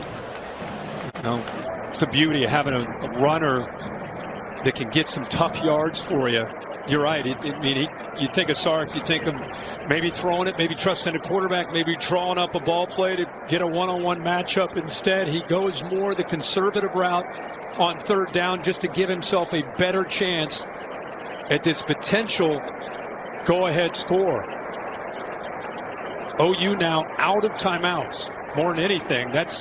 Remember how quickly they can move, though. Their offense, 1:22, if they're executing, that's not the issue, even though they're out of timeouts. So Auburn made a couple today. It's been a tricky, swirling wind. Could have played a part in the narrow miss by Schmidt for Oklahoma earlier in the quarter. Pre-game, this direction was kicking into a pretty stiff breeze. It looks to me like it's died down a little bit. Sark's sending the offense out now. Wow. Yeah, so I don't know if he's got the timeout, so I don't know if he's messing around here, going to try to draw him off, try to get a cheap one here to get a first down, and then call a timeout late, or what he's doing. Sooners are running around. They have the field goal block team out there trying to get a defense set up, see if they run a play. They are nowhere near organized. Longhorns need 4 if they snap it. It looks like they're just trying to. Yeah, he's just trying to get the Sooners to jump. And we'll spend a timeout worth a try. We're sitting here talking about the kid. I'm looking at the huddle. I'm like, wait a second, 3? Is he? There's no way he'd go for this. OU wasn't fooled ultimately. Well, this is why you practice, right? You're over on that far field as a specialist during those dog days of summer, over there working, focused, getting ready for this kind of opportunity. You dream about this opportunity as a kicker. You hope it comes down to a tie game, and there's Sark talking to him. Quarterbacks have their dreams. Jeff Banks kickers have their kind of dreams too. Yeah. Sark was with him pregame, trying to loosen him up, instill confidence. You know, Auburn has missed a couple in recent weeks. He's been solid so far today. Dead center from 47 yards to put the Longhorns in front with 1:22 to go.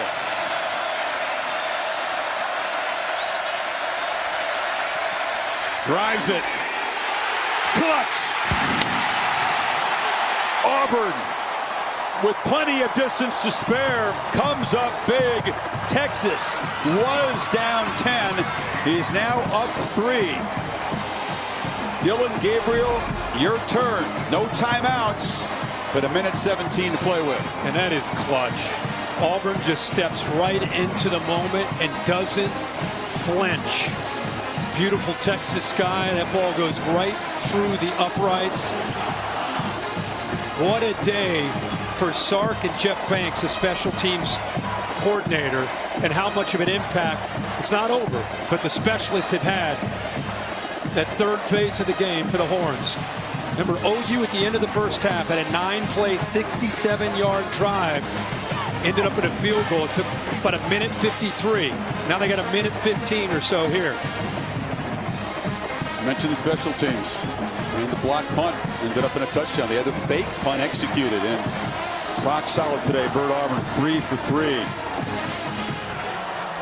Gabriel has lost, I think, a little bit of rhythm here in the fourth quarter, Kirk. OU hasn't scored. A couple of makeable throws on 3rd and 4th down conversions.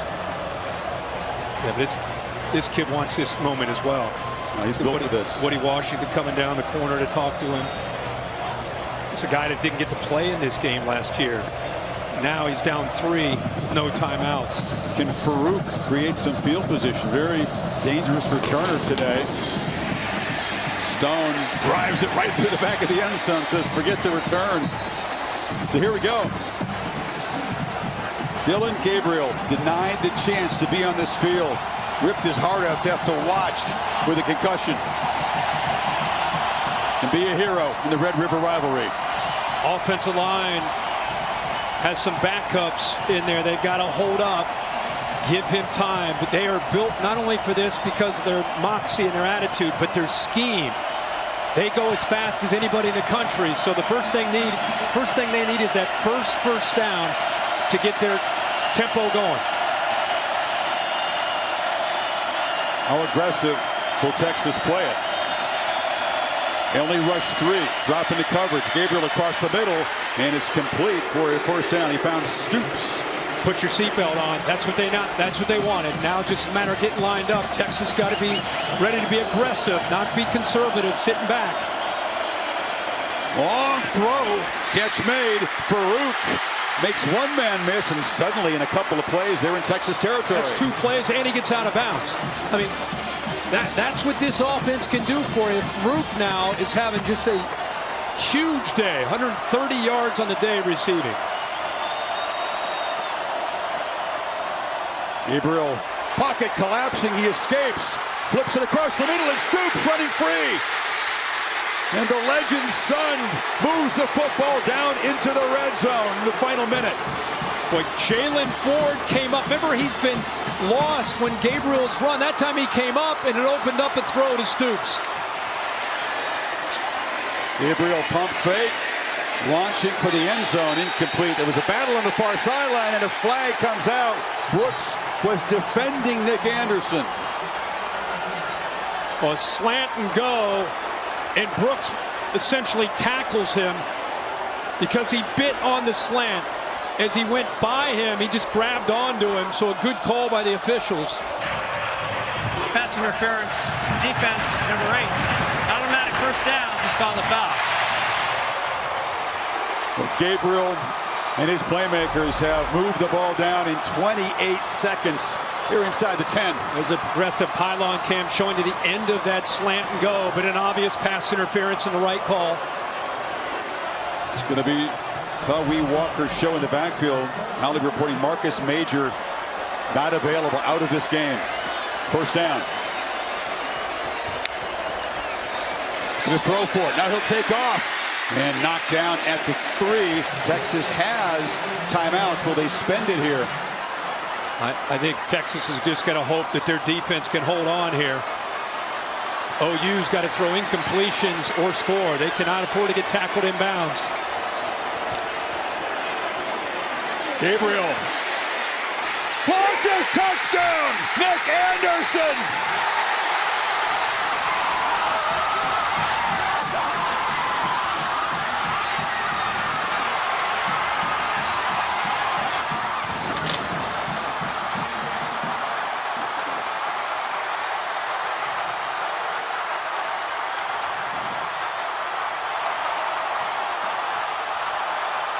His first catch of the football game. Younger brother of Rodney Anderson, former Oklahoma running back, has put the Sooners on top with 15 seconds to play. Epic drive by Gabriel.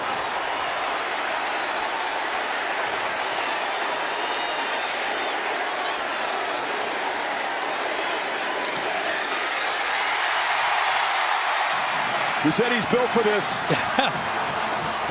He delivered. So often I talk about, look how fired up Gabriel is, man. Good for him. So often I talk about what happens before the play. Well, here's another example of that with Nick Anderson going in motion. Watch the reaction from Texas right in the back as he responds. He calls it off, says, hey, you got him, you got him. Now watch the Texas reaction here once he goes into motion. He said, you got him, I got him? Who has him? I don't have him. And then he's lost. So a miscommunication on the back end from the Texas secondary with that pre-snap movement created doubt and hesitation by Jaron Thompson. They weren't quite sure who had him matched up man-to-man. He sneaks into that back of the end zone. And how about the line giving Gabriel enough time to get that read and make that throw? You know, Anderson's owner's a big play guy. Kirk, his average of 28 yards a catch. It's one of the best in FBS. That's a 3-yard catch that he'll never forget. Gabriel 4 for 4 on the drive. His first touchdown pass of the football game. Gives him a 4-point lead. We talk about legacies being built in these games.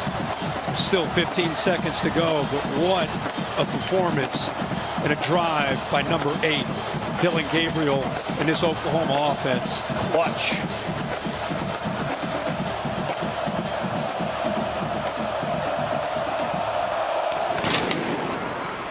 They didn't come after him early in the drive. They dropped 8 into coverage. He was able to get the ball out pretty calmly and get the drive going and crank that tempo. Again, their system is built, even though you're out of timeouts, they're built for that. We saw it at the end of the first half. We saw it at the end of this game. Jeff Levy deserves a ton of credit for putting this plan together and putting his quarterback and his offense in a position to be able to make those plays late. What a call there at the end with that motion, create that doubt, and then the touchdown. Let's see if Ewers can make something happen. Yeah, he needs to get 75 yards into the end zone. Does have a couple of timeouts, but only 15 seconds. They throw it underneath. A short piece. Whittington just wants to get down. Breaks free at the 43. They'll spend a timeout, and now they're in sort of Hail Mary position. Yeah, a lot of dancing around. I mean, you just got to get north and south in this situation. Every second matters. Just get north and south, get down, and call a timeout. You wonder if you try to, with at least at one timeout, do you try something where you can throw it for 10 or 12 or 15 yards, catch the football, get down, and then it becomes maybe a little bit more realistic if you're at plus 40 as opposed to the ball being at your own 44. I think Sark, with that extra timeout, takes a shot to get a little bit closer before you just heave it up and hope.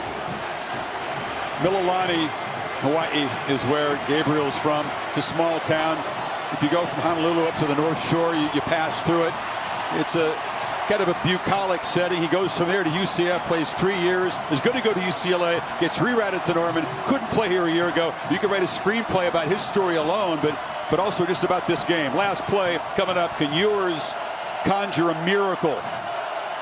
He's got to, I mean, if he wants to throw it over here, he's got obviously a chance to just get some yards. They could go left. They'll go underneath there. They use 4 seconds, 2 remain, and the ball's at the 44. Yeah, there's the call right there. Smart. Sark's now going to use that last timeout. By the way, this is one of those games you want to see the 5th quarter. And it's like with the new Big 12 without the divisions, you probably, chances are you're going to get it in the Big 12 championship game. So you want to see a sequel? 4 quarters, 20 miles west of here in Arlington? Yeah, that's right. West Virginia's in the mix. Yeah. West Virginia doesn't play Texas. They do play Oklahoma, but yeah, you wouldn't bet against these two teams being the top two. No division course. What a battle. What I love about this battle is there's ebb and flow, and it's like, okay, one team's going to pull away. No, this team that faces some tough times and some obstacles and some adversity, they come storming back, and then it looks like they're in control, and then the other side comes back. So, man, what a game to grow from for both these teams. They used to call it the bronze hat, but that didn't fit. This is OU in Texas, and then they turned it into the golden hat, and it's been going since World War II era. It comes off that thing, and it is put on the head. And it's the photos and the social media. It's going to be everywhere. You've earned the right to put that hat on today if you emerge victorious in Red River Rivalry number 119. So you got off to the right. You got Mitchell, who's 6'4". Sanders is over there. He's at 6'4". All the OU defenders, or a lot of them, 6 of them standing on the goal line waiting for the throw. Ewers hoping for time to launch. They come after him. Does step forward. Hit as he throws. A high ball near the goal line. Broken up. Batted down. Oklahoma wins it.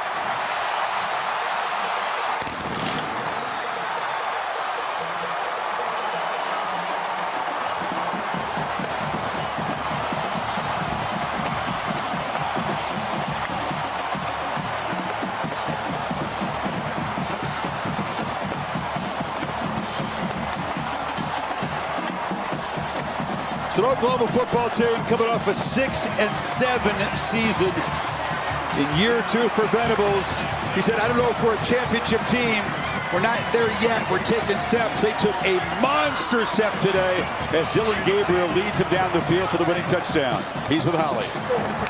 Well, Dylan, you took the field with 1:17 to go, a final drive. What did you say to your teammates and to yourself so you could execute on that drive? We do it every Wednesday. We do it every Wednesday. This is what OU football is all about. This is why I came here. This game. A lot of respect for Texas, man. They played their butt off. Quinn's a hell of a Q. They play really well. So it is what it is. At the end of the day, making plays. And Nick made a play, so let's do this. You made a great play in the red zone. You had to rise up, jump up to make that throw over the offensive line. What did you see and how did you complete it? Bay called me last night. He told me do whatever it takes. So you know what I'm saying? I'm all about OU football. I love this place. This is what college football is all about. Let's go. This is your first time playing in this game. Legends are made in this game. What should they say about Dylan Gabriel and your Sooners after this? I love my teammates. I love my team. That's always what I've been about, man. And God is good. God is good. Go enjoy this win, young man. Thank you. He's a man of deep faith. Uses the sign of the cross to center himself before he takes the field for every possession. The flag has been planted. The golden hat is in the middle of that humanity in the middle of the field. They'll pass that around like it's the Stanley Cup, right? This is a cool shot. Look at that. Look at that. Half of the stadium dejected. The other half, pure elation. Look at every single person left with memories they won't forget. Yeah. They're going to meet again, more than likely. Well, thankfully they're going to meet again in this field for years to come. That will not change as they move to the SEC next season. But you're right. Here in the Dallas area in Arlington is where the conference championship game is. He was so calm with Holly. Now you're seeing a lot of the feisty side of Gabriel. Yeah. Man, this is... If you watch this one, you'll never forget. We'll be talking about this one for a long time. Texas with the field goal. Looks like they're going to get out of here with a win, and then Gabriel would not be denied as he is with his family. It's awesome. On this perfect day in Dallas, in addition to this great rivalry, we will not forget. 34-30 Sooners over the Longhorns. Today's game produced by Bill Bonnell, directed by Jimmy Platt. We thank our tremendous crew for dealing with all the technical challenges in the early going. For Kirk Herbstreit, Holly Rowe, Chris Fowler saying so long from the Cotton Bowl. After a break, more football. Virginia Tech and Florida State.